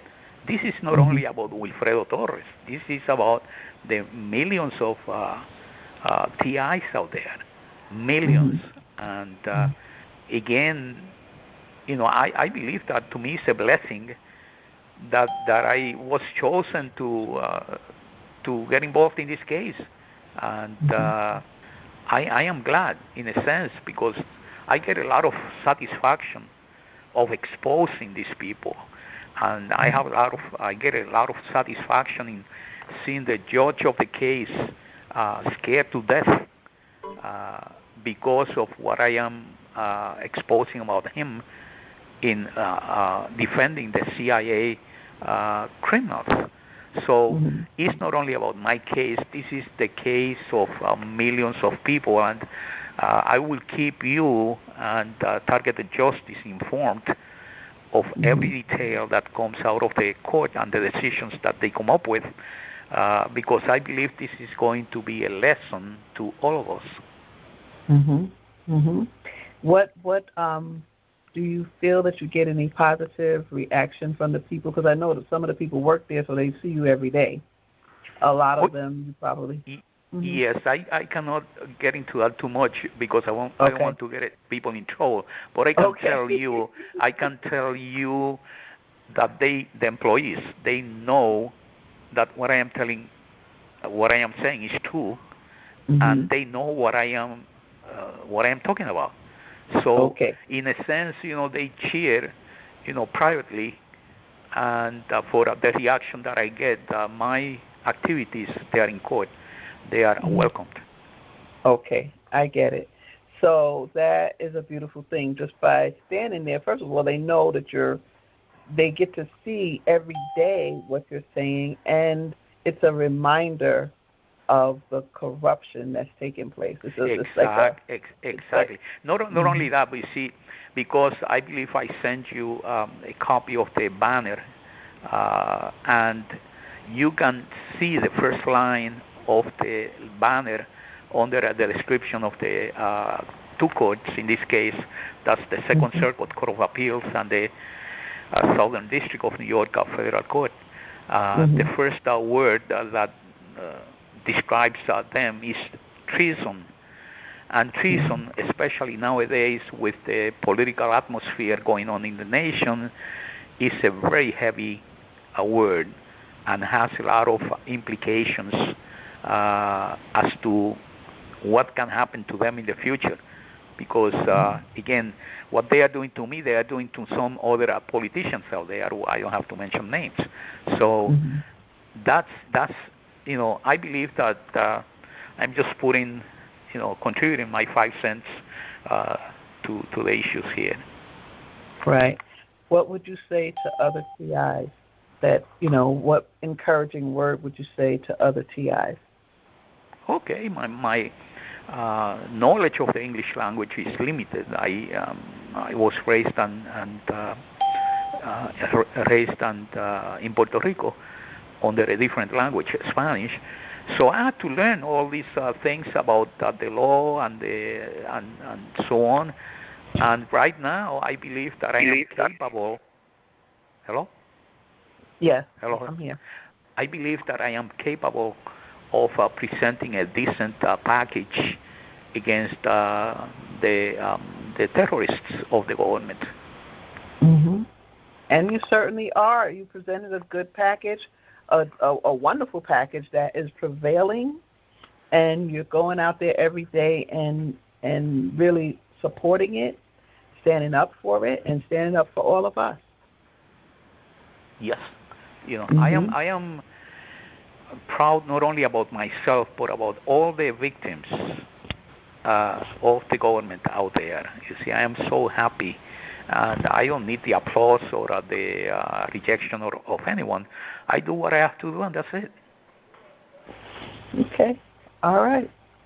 Is there anything else you want to tell us before we open up? I'm grateful to you and to all the people at Targeted Justice, because Targeted Justice is a unique organization exposing these criminals. And knowing what I know, every day I say thank you, Targeted Justice, and to you, Gaji, and to the other leaders at Targeted Justice that come with different ideas, okay, to expose what's going on. And I am so happy. Well, I'm so happy for you because, as you know, we encourage people to push back and to do something. It's very difficult to present a case before the judge. When people come to me, unless you have something in black and white, my response, just my personal opinion, would be to wait until the program is over, wait till it's exposed, and then you'll and continue to document so that you'll have your day in court. But you had something black and white because you have somebody in your home that you saw on television or from your studies that was in another case, in another situation, doing the same thing, dressed up as an officer and not as a regular police officer, and not being a regular police officer, running the police, the law enforcement at that level as opposed to at his CIA level. So you have that, which is black and white. So you have your case in court, and I hope that it prevails. And I know you have some things going on that's in your favor that we won't discuss here. But we thank you, and I hope that you win, and I hope that this impacts all of the TIs in a positive way. Thank you so much, Gaji. I am so grateful to you for giving me the opportunity to share with the community of TIs out there, and hopefully to encourage them not to be scared about going to court and filing papers pro se if they cannot find a lawyer. It's better to find a lawyer, but most lawyers are scared to death. In fact, the judges in this case, they are scared. You see, they are scared. It's not that they are corrupt only. They are corrupt, but they are scared. And I can tell you why. I mean, it's death to themselves and death to their families. So it's a very difficult situation. But again, dignity has no price. So we do what we have to do and expose whoever has to be exposed. And that's the name of the game. I love it. So you do it in the name of dignity. That's right. I love it. Oof. Boy, that's a word that we really need to give honor to and homage to, like, and just to remember, walk in dignity, behave with dignity, carry yourself with dignity, stand up for something, be courageous. I mean, so, and you're doing it. So congratulations again. And I know you don't need the applause, but, I commend you. And I'm sure people have questions, so if we can open up for Q&A, then that would be great. Let me just check. All right, good.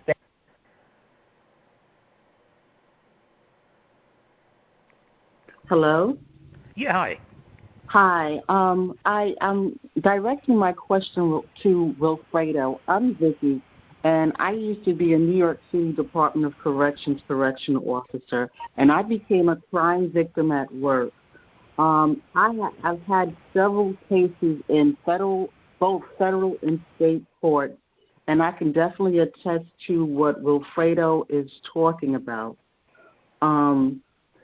They are going to try to block the evidence that you commit. They are going to obstruct justice.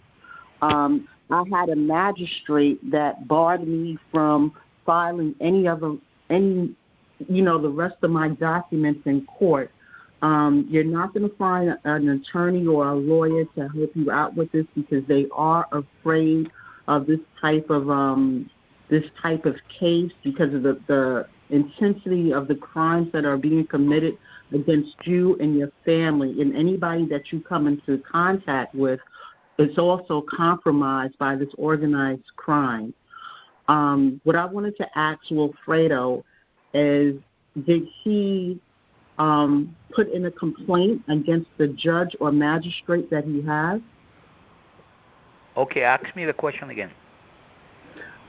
Did Wilfredo put in a complaint against the magistrate or judge that he has? Yes, I did. And did you get the results back from the court? That's still pending, and that was filed almost 4 months ago. And the name of the people, at least, that are supposed to evaluate the complaint, is called the Judicial Council of the Second Circuit Court of Appeals. And those are supposedly a council of experienced judges that look into the case and see if the judge committed, in this case, obstruction of justice. Okay, because what happened to me, the same thing happened to me when I went to court, too.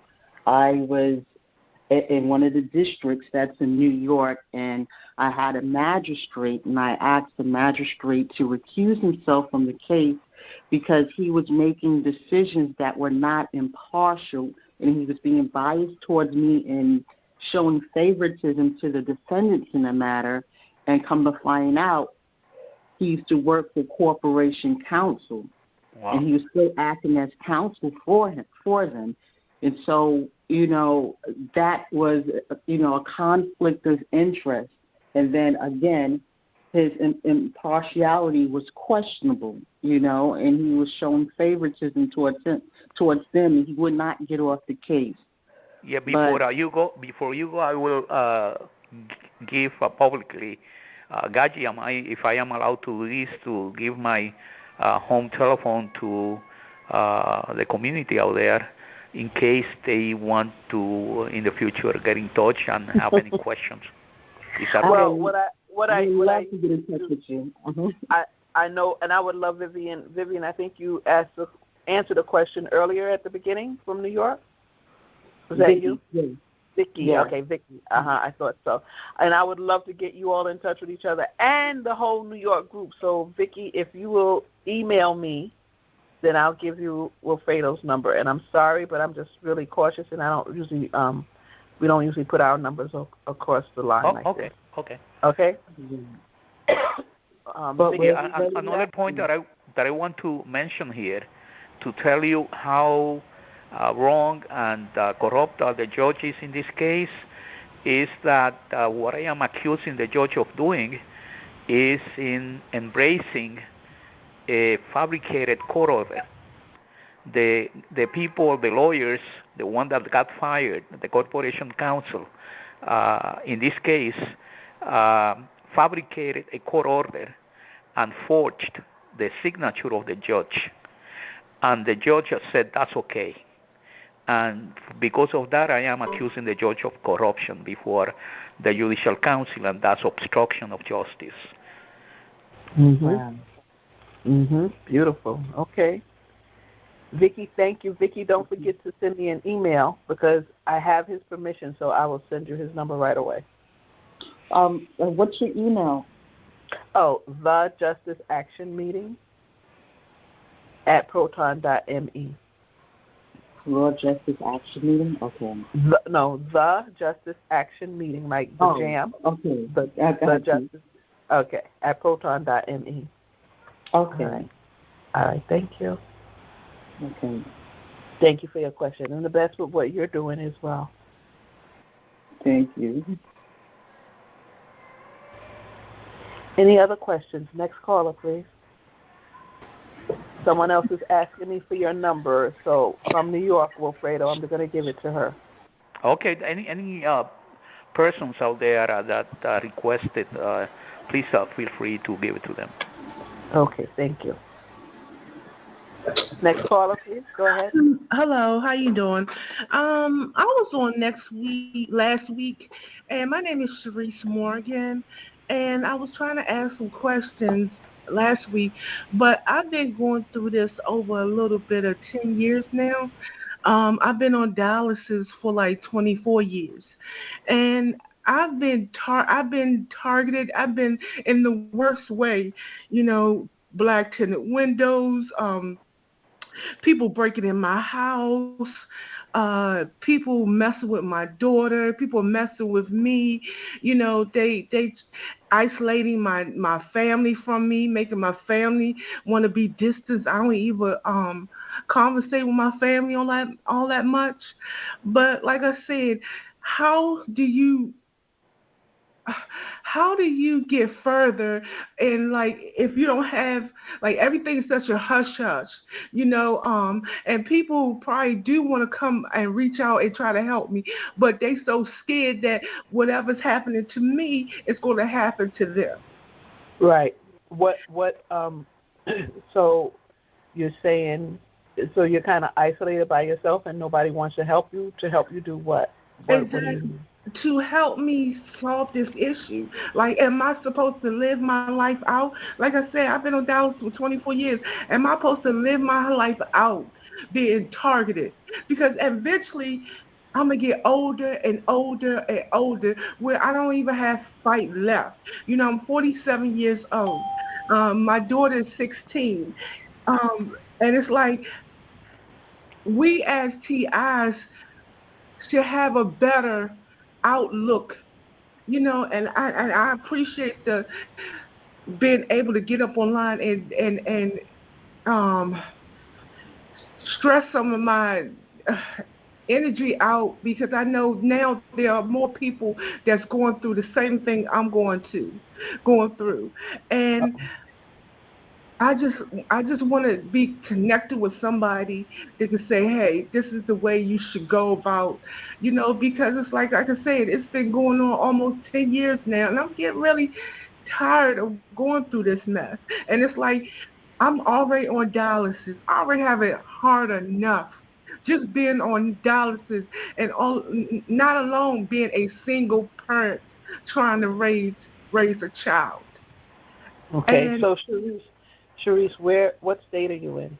I'm Washington, D.C., Maryland. Okay. All right. By the way, first of all, no, you're not supposed to live out the rest of your life like this. Everything that we do, there's a lot of people that are really pushing, and that's what we do at the J.A.M. We look at what's happening around the world that's helping our story and helping us move across that finish line. So the things that there are a lot of people that are looking to expose this beast, bring it down, destroy it, and bring it into light so that that we are vindicated, that we are free, and that we start recovering our lives, restoring our lives, and being compensated for what we've been through. So absolutely not. You're supposed to live out the rest of your life like this. and everything we're doing is trying to bring it to an end. That's one. D.C. is the place that they're having this big convention next weekend, and so a lot of people, not a lot, a few of us, and I'm hoping more, are coming down there to go to the convention and spread the word about what's going on. Obviously, like the rest of us, TIs, your name was nominated or given and accepted and you know to what? the TSCB. Mm-hmm.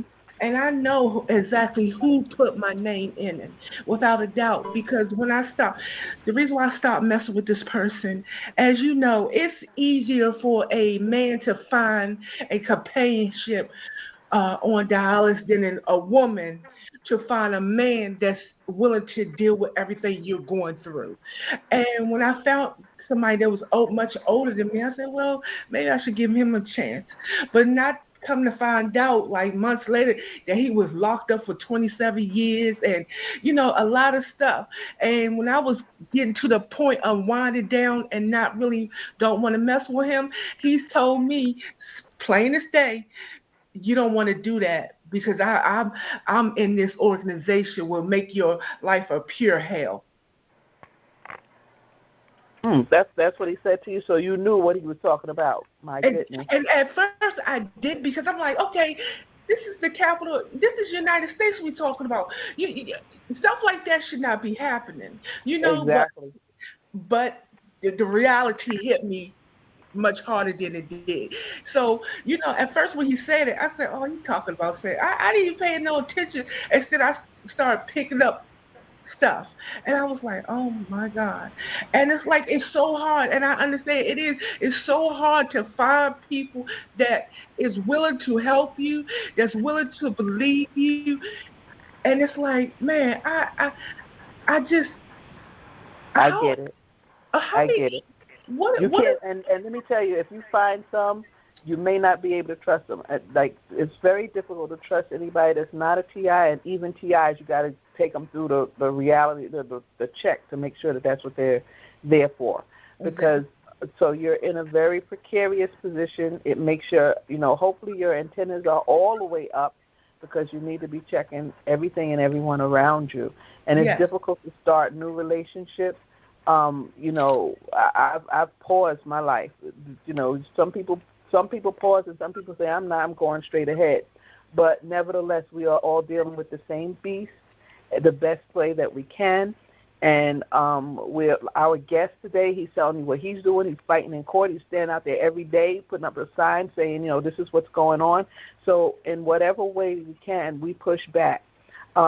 If you send me your information, I could make sure that the people that come there are at least in contact. At least you know that there'll be people there for the weekend. They'll be spending the night, and they'll be around for the weekend. And what you need is some D.C. people. And I heard that there are D.C. people, but I don't hear a lot of D.C. people on the calls, actually. But it would be good if you get a buddy or somebody to, you know, talk to now and then. So maybe someone will come on the call after you leave and say something. I've had really good results lately with people coming through for other people. So just continue to come to the call. I hope it's encouraging to you. You know, all the best. Please reach out to me by email, thejusticeactionmeeting@proton.me, so that you can stay in the loop, okay? And the best of everything. I'm sorry that you were put on the list with the rest of us, but here we are, so we're going to do what we can. And it may have to do with him specifically. You know, I try to tell people don't make it personal, because actually if the government wasn't behind it, it wouldn't still be happening. So, Exactly. Yeah, And that's never stand. Mm-hmm. You know what? That's the hurting part about it. The fact that there are government people, as far as the police officer, CIA, FBI, they are in on it, because there's no way that this type of organization can stand without stuff like that taking charge. Absolutely. It would not be here at all. Planes and drones and satellites, and I mean, they go to no expense. It's just like, you know, so if they go to no expense to torture us, then they're going to go to no expense to pay us back. Okay, so that's that. Thank you so much for joining the call, Can I Sharice. tell you one more thing? And I want to go get that test done because, see, I'm not just on dialysis. I had open heart surgery. So, sometimes throughout my life, I have to get tests done to make sure my heart is okay. So who's not to say one of those times that I was put under, they didn't put something in me? Okay, so there's a scan that you can get. If that's what you're talking about, you can put that in the email as well to see if you have implants in your body. And if you have to go through any procedure, Targeted Justice has a letter on the website. I think it's on the medical about not getting implanted any further. So it's a letter about when you're taking any kind of surgery or procedure that you would make sure you give your doctors this letter before doing it. Okay, yes. That would be perfect. Thank you so much. Thank you for joining the J.A.M. And I will be emailing you shortly. All right. Please, thank you. All right. We're gonna play. All right, thank you. We want to play something to honor you, Wilfredo, and then we're gonna take the next question. Let's get the next few callers and let's call it a night. This is for you, Wilfredo. Okay.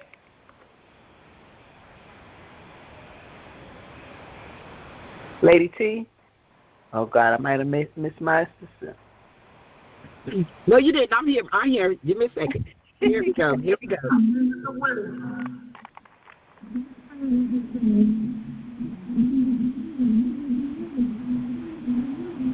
We can't hear it.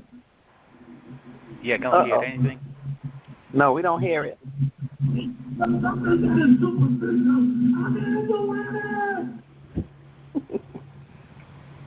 We didn't hear it, Lady T. Okay.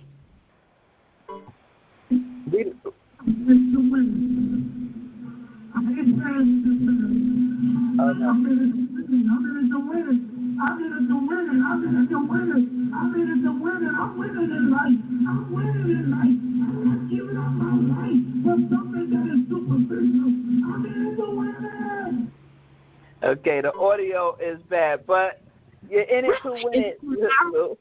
Huh? Too loud? Is it too loud?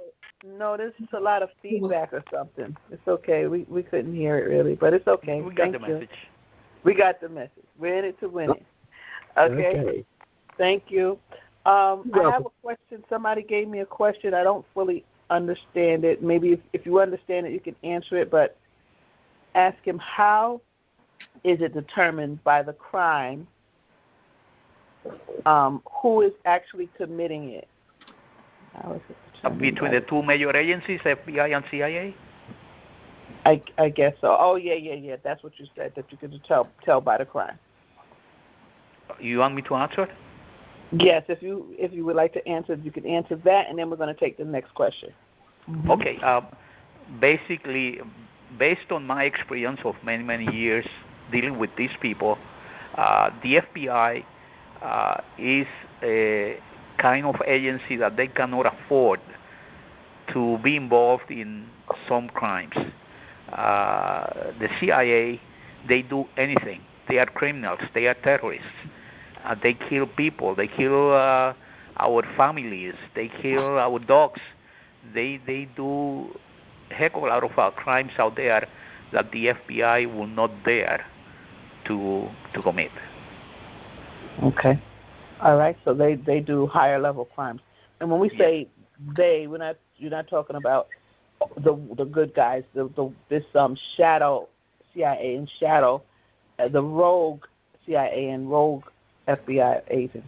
Mm-hmm. That's correct. There are some like Ed Snowden, decent guys out there, but again, some bad apples have taken over at the organization.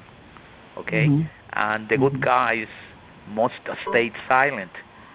And those good guys, like Ed Snowden, if they open their mouths, they better leave because they will be killed. And boy, did he leave. He's in Russia. Okay, thank you. Thank you for that, Wilfredo. Okay. All right, next caller, please.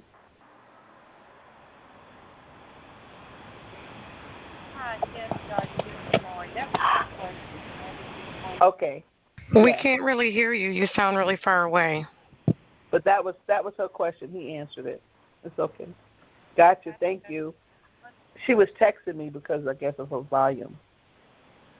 That was one of my questions. I wanted to ask another one, but can you all hear me? Yes. Yes, now we can. Mm-hmm. Okay, yeah. So I thought maybe you were saying that it's based on a particular crime. So if someone broke in your house, it might be something that they do that would differentiate a FBI from a CIA agent to let you know that this is the way they kind of operate. So wherein it might be a FBI that breaks through your window, but a CIA agent might come through your floor. Is that what I understand you to say, or? Yes, the gravity and the depravity of the crime involved. Okay, and by the way, the CIA is in charge of all the federal agencies, and the CIA is in charge of the whole government. You go to a legislator, you go to a congressman, you go to a senator, they are all under the control of the CIA. And like the judges in my case, they are all under the control of the CIA. And they cannot say no to the CIA. So, and the CIA is in charge of the FBI. But the FBI has a name. The FBI has a reputation that they will not tarnish. The CIA, on the other hand, they do anything they want to do, and they kill people. Every day they kill people out there, and many times they kill members of our families, and we never get to know that they were involved. So my next question is, I'm just really taking that all in because I am a victim of a multiple shooting. I have been shot 5 times in one leg, leaving 15 bullet holes between the 2 legs, and my case was made a cold case. The detective never asked me, I'm the witness and the victim, anything about my shooting before they closed the case. They did not even ask my witness that was in the car with me at the time of the shooting. Okay, there's a lot of holes in my story here where I live. There's been several attempts on my life, including running off the road, bug sprayed in my microwave. I mean, the list goes on, and they still are breaking in my home, which I believe at this point they're already in here. I don't think they need to break in. I think they're already in, to be honest, because it's been a multiple of things that have been put out for me to see, and I don't have any kids. I don't have a husband. So I know when I put something down, it should be there when I go back to get it, or it shouldn't be there at all. And they like to play these mind games. So they're doing a lot of that with me as well. And I really would like to talk to you on a more personal level because, I'm not getting any resolve here from my city council. Where are you? I'm in Winston-Salem, North Carolina. Okay. GoGi will give you my telephone number and email if necessary, and you get in touch with me. And bear in mind that my line is, intercepted by the FBI and CIA, but we are not we will not be selling dope or doing any crimes. So, God knows. Yeah, we will be. I ain't out here thugging now. Yeah, we will be exercising our rights and fighting the terrorists. That's basically what we will be doing. Okay, so feel free to call me, and I can tell you, whatever I know. All right, thank you. I will be in touch with you. And GoGi, will you make sure I get his number? I'm doing it right now. Mm-hmm. Okay. Thank you. Thank you so much for coming on the call and helping us out. You're welcome. All right, next caller, please. Hi, Miss GoGi. Hi, how are you? I am okay. I appreciate your time and what you do for us. My name is Brenda Fonts. I'd like to say hello to Wilfredo as well. Yeah, hi there. Hi, I'm in Massachusetts, and I'm a victim of the implant. several. But when I caught them at, because I'm an empath, and I knew they were going to do that to me when I went under for colonoscopy. I've been a target for 48 years, and I've been on Derek's call since 2006. But I'm losing a grip here, emotionally and physically, because they're just attacking me so violently. I just had to have my colon removed. The way they put the microwave weapon under my bed, I lived on the 3rd floor. They put it in the 2nd floor, and they just beamed it every single night under my bed. I moved to the couch. They beamed it under the couch. However, when I was having this procedure, I knew this was going to happen to me. Again, I'm an empath and always know what's coming. Been gifted with those gifts from God and use them regularly. Now, I knew this was going to happen, so I brought my phone into the surgery with me, and I was playing Candy Crush on the front screen, but I had the recorder going on the back screen, and the nurse that was taking me in for the procedure got a little upset by that phone, and she told me straight out that she's not responsible for my phone, and I just went along with the program and, said, I understand, it's okay. But I knew what she was going to do. She was going to put it in a Ziploc bag, which is exactly what she did, and she was going to hang it on my bed and drive and bring it in the operating room with me. So I have this whole implant procedure on tape, and it's a Dr. David Maddock from St. Anne's Hospital in Fall River, Massachusetts that did the implant. And if you could hear them talking about me and calling me names and making fun of me, and because I'm under now, remember, I'm not supposed to know that this was happening to me, but I recorded it, and I have it on tape. My concerns now are, am I in any violation for recording them without their permission? Or because they say it right on there. They say it right straight out. We got her now. She can't get away from us now. We got her now. And the doctor was calling me stink butt. And when he was leaving the operating room after he did the procedure, which was supposed to be a simple 3-day colonoscopy, because supposedly I had to keep going back down. I was there with pneumonia, but they made an episode about it and included the colonoscopy while I was there. It was such a drawn-out process. But, so far the evidence I have, I'm in the right all the way along. I've been doing this for 48 years with these people, and it kind of started. I might have been a target since birth, but, again, I grew up on Cape Cod, Massachusetts. My grandparents worked for the Kennedys. I was at the Kennedy compound quite a bit. My grandmother was a maid for him, for JFK. I don't know if it started there, if it started at birth, or when it started. I worked for AT&T Communications, and that's when it amped up. So I'm concerned about my rights, and if I'm still in the right for recording them, because this is substantial evidence. I mean, you can hear them talk. What state were you in when you recorded them? Massachusetts. So you would have to look at the state laws about that, to find out, because there's some states that have different laws about it, about recording and so forth. It's just a wonderful thing to have anyway, but I don't know if you have sought a lawyer or not, or if you're waiting till the program is over. Certainly, I'm kind of waiting. I'm kind of waiting because I'm so sick right now from them attacking me, and they've been treating me since the surgery. They removed my colon, but they've been treating me for COPD, which is not in fact what it is.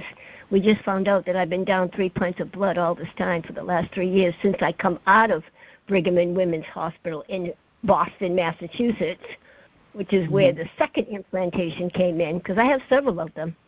And the neodymium magnets that we use kind of make it easy to find them, because there's a reaction to it when you put it against the skin, and if the skin jumps off to the magnet, I mean, there's something metal there.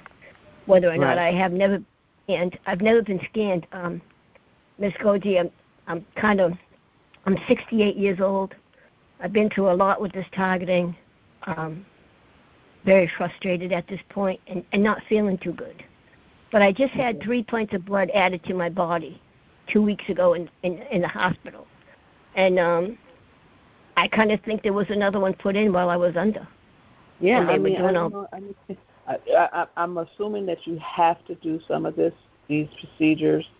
There is a letter on targeted justice that about if you have to do a medical procedure or anything, then you should take the letter in with you, because it says that you know what's in your body now, and nothing should be added or taken away without your permission. There's so many things going on with this, guys. Please use the letter number 1. Please avoid any unnecessary, any critical medical procedures, and also to adapt to a more holistic approach to being healthy, and and also get scanned. So get scanned so you know what is in your body. I plan to do that, Audrey. I plan to do all that, and I appreciate you. So come to your call every week, but I don't talk. I just kind of listen to the kids, because I've been with Derek's group since 2006. So everybody kind of knows me and has heard my story multiple times. But I've got some new stuff to add to my story and some new implants to add to my story. And right now I'm a little down because I can't really walk yet. After the colon was removed, I can't really breathe. But then again, it wasn't COPD. It was my 3 pints of blood I was missing since they discharged me from Mass General, Boston Hospital. I mean, they're supposed to be the best in the world, but they didn't do me right. And they planted a brain implant. My name is Brenda Fonts. I live in Taunton, Massachusetts. Right. Okay.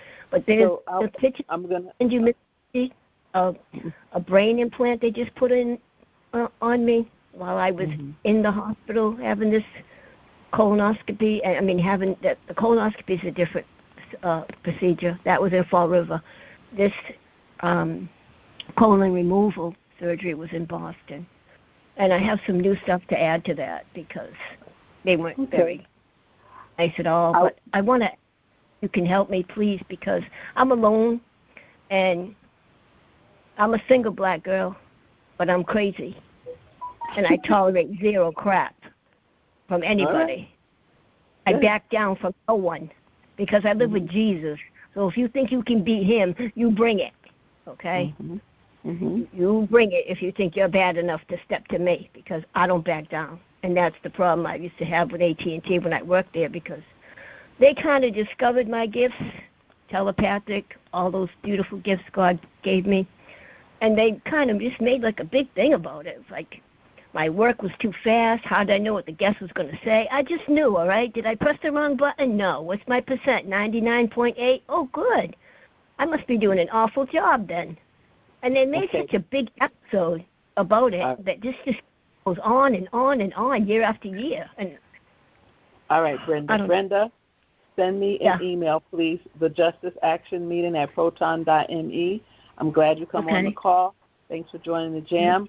The Justice Action Meeting at proton.me. Look forward to talking with you further. All right, my love. Thank you both so much. Thank you. All you do for us. Thank you. Thank you. All right. Thank you. We have a few callers. We want to just move it a little quicker so we can all get off. And Wilfredo, thank you for your time. I know you have things to do. Yeah, we're going to try to breeze through these last few calls and call it a night. We're going to take one more announcement, and then we'll take the balance. Go ahead. First caller. Next caller. Hi, Gotti. This is Diane again in Buffalo, New York. Hi, Diane. Okay, hi. Okay, on the call, the lady that's on dialysis, it's just a quick question because I know it's getting late. When you said, sorry that you're on the list, how do you know she's on the list because of her Good question. All TIs are on the list. I mean, how do you know? Okay, so the way, as illegal as it is, to legitimize the assaults, to legitimize how we're being treated, to get away with it, they first put us on the list. Then they do, collusion, and they get all these other companies and so forth to collude with them.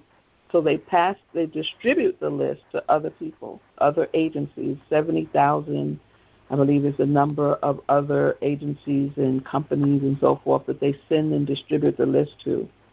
So we're on the list, and from there we are able to be assaulted, monitored, surveilled, so-and-so, and so that's the beginning.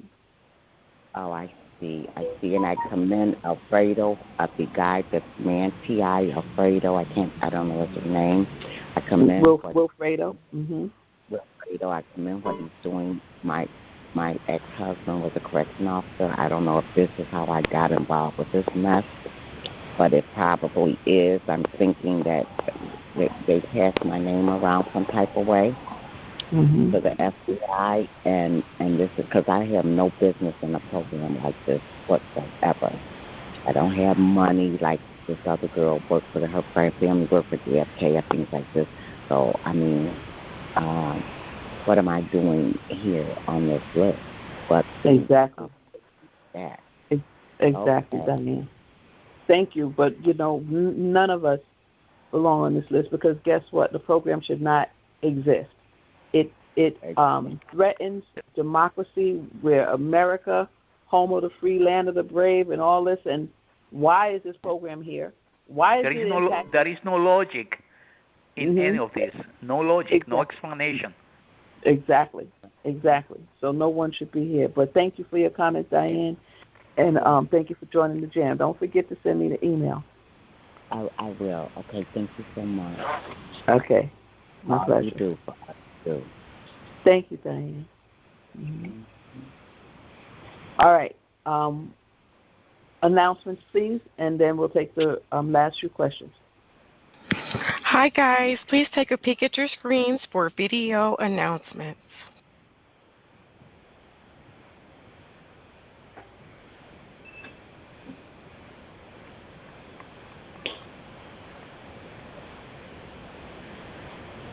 Good evening, everyone, and welcome to another edition of The Week in TI Events. I'm excited to share the latest events and resources for our community, so let's get started. First up, don't miss the Royal Priesthood Power of 30 conference call held every weekday at 12 and 6 p.m. Eastern. Hosted by Minister Jerome, this call offers a space for spiritual growth and connection. Whether you need a midday boost or evening inspiration, it's a great way to stay grounded and encouraged. If you're wondering whether you might be a targeted individual, check out GoGi's book, GoGi's 10 Signs Which Indicate You're a Targeted Individual, available on Amazon and the Targeted Justice Etsy shop. GoGi is also working on a new resource directory to help TIs find essential services like food banks, shelters, and free phones. If you know of any services that should be included, send details to the J.A.M. resource book at proton.me. Your contributions will help build a valuable tool for the community. To stay updated on everything Targeted Justice, follow them on Rumble by typing Real Targeted Justice into the search bar and hitting follow. While you're there, be sure to check out the TI World Day video, a powerful documentary featuring testimonies from TIs worldwide. This video, created by attorney Anna Toledo and Ortain, premiered on TI World Day, August 29, 2024. Please help share it to spread awareness. And of course, be sure to keep up with GoGi on YouTube and TikTok. On her YouTube channel, you can catch videos from past Justice Action meetings that you may have missed or want to rewatch. Follow her for the latest updates and valuable content. Looking ahead to this weekend, the Rescue the Republic Join the Resistance event is happening on September 28th and 29th in Washington, D.C. With prominent figures like Robert F. Kennedy Jr. and Russell Brand in attendance, it's set to be a major event. GoGi is organizing a group of TIs to participate, and if you'd like to join or help distribute flyers, email her at the Justice Action Meeting at proton.me. Before I wrap up, I'd like to highlight a new petition led by attorney Anna Toledo. It calls for an end to the Targeted Individual Unacknowledged Special Access Program, which subjects innocent people to illegal harassment and surveillance. Your signature can make a difference, so please visit the TI Events Petitions page to support this important cause. And just a quick reminder from GoGi, don't forget to do your J.A.M. homework this week and stay engaged with the community. If you're hosting or know of any events to list on TI Events, feel free to email me at tievents@protonmail.com. Special thanks to Liliana and Huggy Bear for your recent contributions. Your support helps keep our community connected. Thank you all for tuning in tonight, and a special thanks to GoGi for allowing me to share these updates. For more details, visit tievents.org and sign up for email updates. Until next time, this is Tranquility signing off and sending you all waves of positivity. Have a wonderful evening, everyone. Thank you for those announcements. Tranquility, thank you so much. All right, everybody. So one of your J.A.M. homework assignments, we started collecting phones. I mentioned it to Roger. I call him Mr. Big. Roger in Connecticut, and he has already begun collecting phones. All he asked the people to do is do a factory reset before giving it to him. That means it cleans up the phone, and then he holds it, and we know that TIs are homeless, driving around, and some of them have no phones, and we're going to have the phones for the next time someone needs it. And so far he's collected 7. If you yourself are able to, you have some old phones around and you could do a factory reset, please send me an email, the Justice Action Meeting at proton.me. I won't ask you to ship it to me, but when people need it, we'll ship it to them. Okay, we'll send it to them or get it to them somehow. So please, let's work on that. And we're also collecting from the resource book, and I'll ask Roger to mention some of the information he received from Connecticut, which I'm like, it's a really charitable state that we want to talk about next time. All right, so Wilfredo, thank you for your endurance, your patience, and we're going to get to the next caller, and let's call this a night. Next caller, please.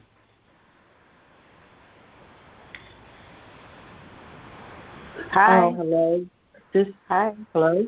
Hi, this is Vicki again. I would just like to add to what Wilfredo said about different people. A lot of law enforcement are involved in the crimes that are being committed against us. But what you have rogue people who should never have been recruited or employed in law enforcement who are committing the crimes. So now you have the people that are working in law enforcement with integrity. They're just as compromised as we are because you have rogues that are working there who are committing these crimes. Another thing, Wilfredo stated that he wrote a complaint against the judge, okay? I did the same thing with the magistrate. And what's going to happen, they're going to come back and they're going to say that, it was unfounded. What your complaints were and the canons of law that, the judge went against, they're going to say it's unfounded. So don't be surprised when it comes back that way. So prepare yourself for an appeal. Let me say this, Vicki. Yeah, he would appeal if it comes that way. But we're going to think positive. There's something that I saw recently.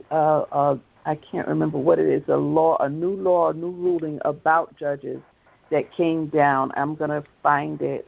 And so it, in every case, we want to look at every case individually, and let's see and let's hope and pray for a different response here. But thank you for your comments. Thank you. All right, let's move to the next caller, please.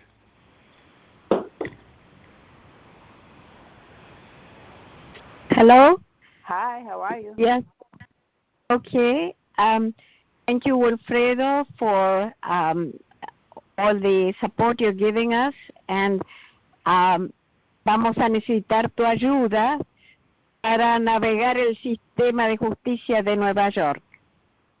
Okay. My question is, what do you think when they say that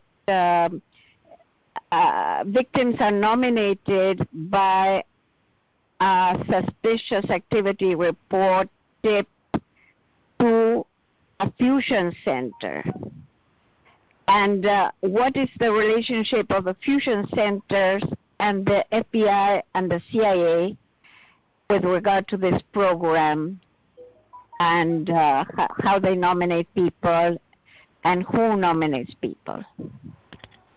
Yeah, well, the nominations is a totally mysterious system, okay? I don't think that no one can tell you that. You maybe one of them doesn't like you, your neighbor, and he nominates you, or maybe the cab driver that you had today is into gang stalking, and he didn't like you, and he nominates you. But again, it's a mystery. But we should not be concerned about how people get into the lists. All I can tell you is that probably most of the population of the United States, 300 million people, are included in the list. Okay, so and this whole program itself is a mystery. Who is behind it and why and so on? We know it's for a population control and probably to exploit people and make all of us slaves. And that's why we got to fight as hell and not to allow that to happen. But again, there are a number of things here that to me have no answer, and I usually don't bother looking into every detail about these things. What I care about is that the monster is there, the list is there, and all of us, if we don't fight, we are going to die. As simple as that. Yeah, we have to fight. Do the CIA and the FBI participate in the activities of the fusion centers? Do they direct activities of the fusion centers? Yeah, I cannot tell you again, who is doing what. I know that the CIA is paramount in terms of controlling everything that is going on. The CIA controls the FBI. The CIA controls the Secret Service, okay? And that's why, we are having so much trouble with the Secret Service these days. The CIA is in charge with every police agency in the United States. And the CIA controls all hospitals. The CIA goes to your hospital and says, allow X, person to die, and they have to do it. And the CIA goes to a court and says, to a judge, put this person in jail, and the judge have to put the person in jail. It's that simple, okay? That simple. And the CIA is in charge of everything that is going on, and the CIA is the power used by the deep state to enforce the mandates of the deep state. I see. Thank you for your question. Thank you. Thank you. Yeah. We will need to consult you, so I will ask GoGi to help me get in touch with you further. Okay. Thank you. No problem. Mm-hmm. Thank you. All right. Next caller, please. Hi, I'm Joshua in Phoenix, Arizona. Lately, I've been I think what they're doing is trying to break me down psychologically. I'm under severe mind control. They're doing things like suggesting what I wear and what. Hello? Yes, we're here. What I'll pick clothes out and then it'll be revealed later on the day with subliminal messaging or V2K, I guess an outfit, a shirt and your pants colors, what they're trying, but it's like they're insulting me with that.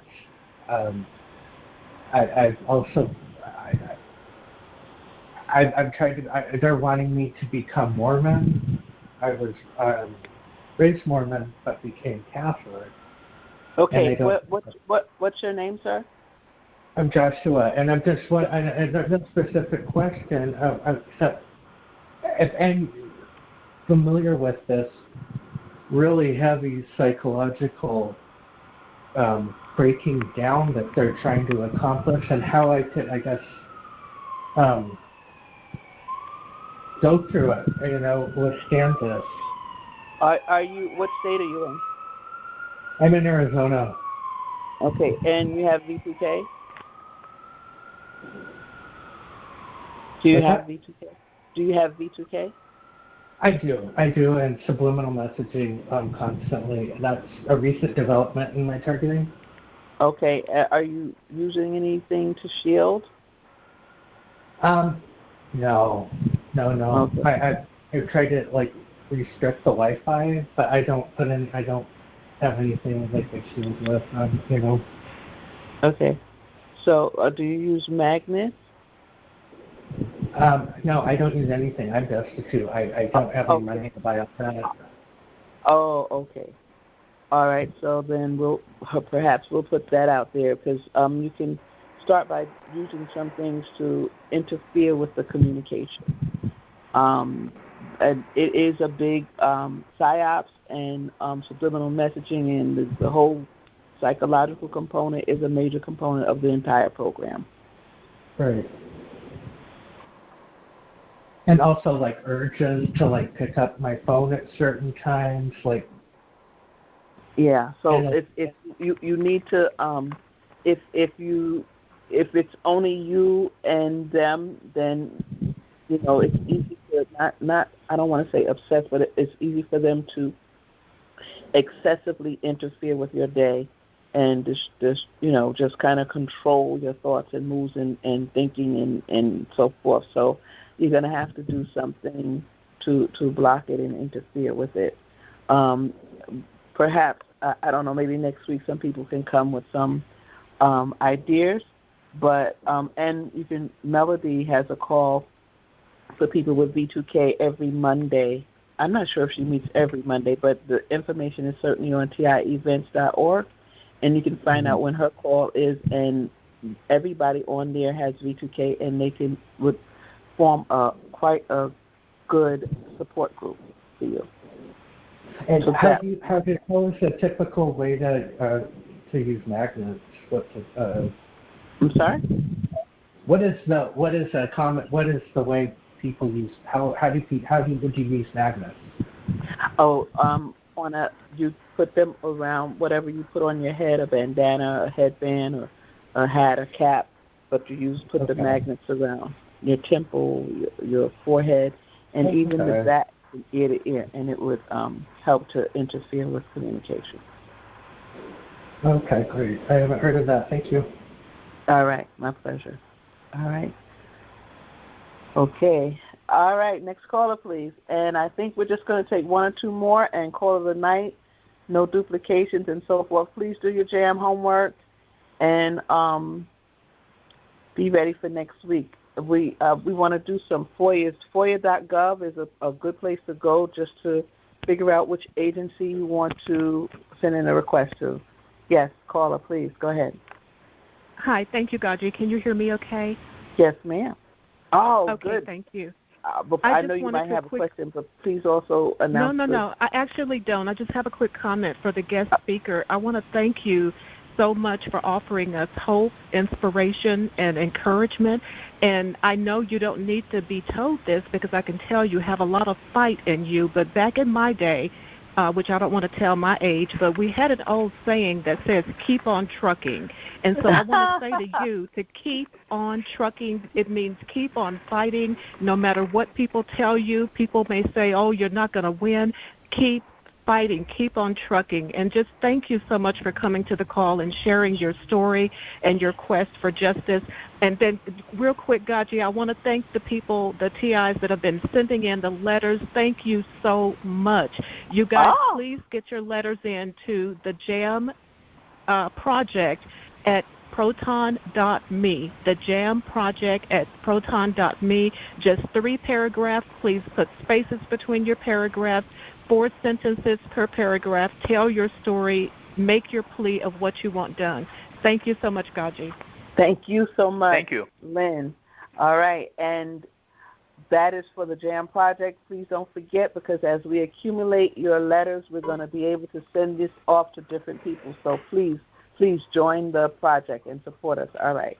Thank you so much, Lynn. Thank you, everybody. Thank you, Sir Dan, Tranquility, Lady T, Liliana, Dr. Millicent, Corey, everybody, and even people who sent articles to me, J.A.M, Roger, everybody. I don't want to forget anybody. And most of all, thank you to our special guest, Wilfredo, for being here tonight. Thank you. Am I done with questions? Are we done for the night? Or where are we? Yay! Yeah. We made it through, guys. Let's open up and share some love amongst ourselves, and so we can say a special good night and a special thank you, Wilfredo. Thank you. We cleared the line. We're going to open up. Thank you, guys, for joining the J.A.M. Thank you. Thank you, everyone. Thank you very much. Have a wonderful, wonderful night. Keep up the fight. Thank you. Yes. Thank you, GoGi's, Wilfredo. Thank you. My pleasure. Thank you. Thank you, guys. Blessings to all. Yes, Thank you. Good to have you here. Thank you, guys. Thank you for joining. You have given me pure hope now. All right. Thank you. Thank you. Thank you. Bye. Good night, guys. Bye. Good night. Thank you for being here.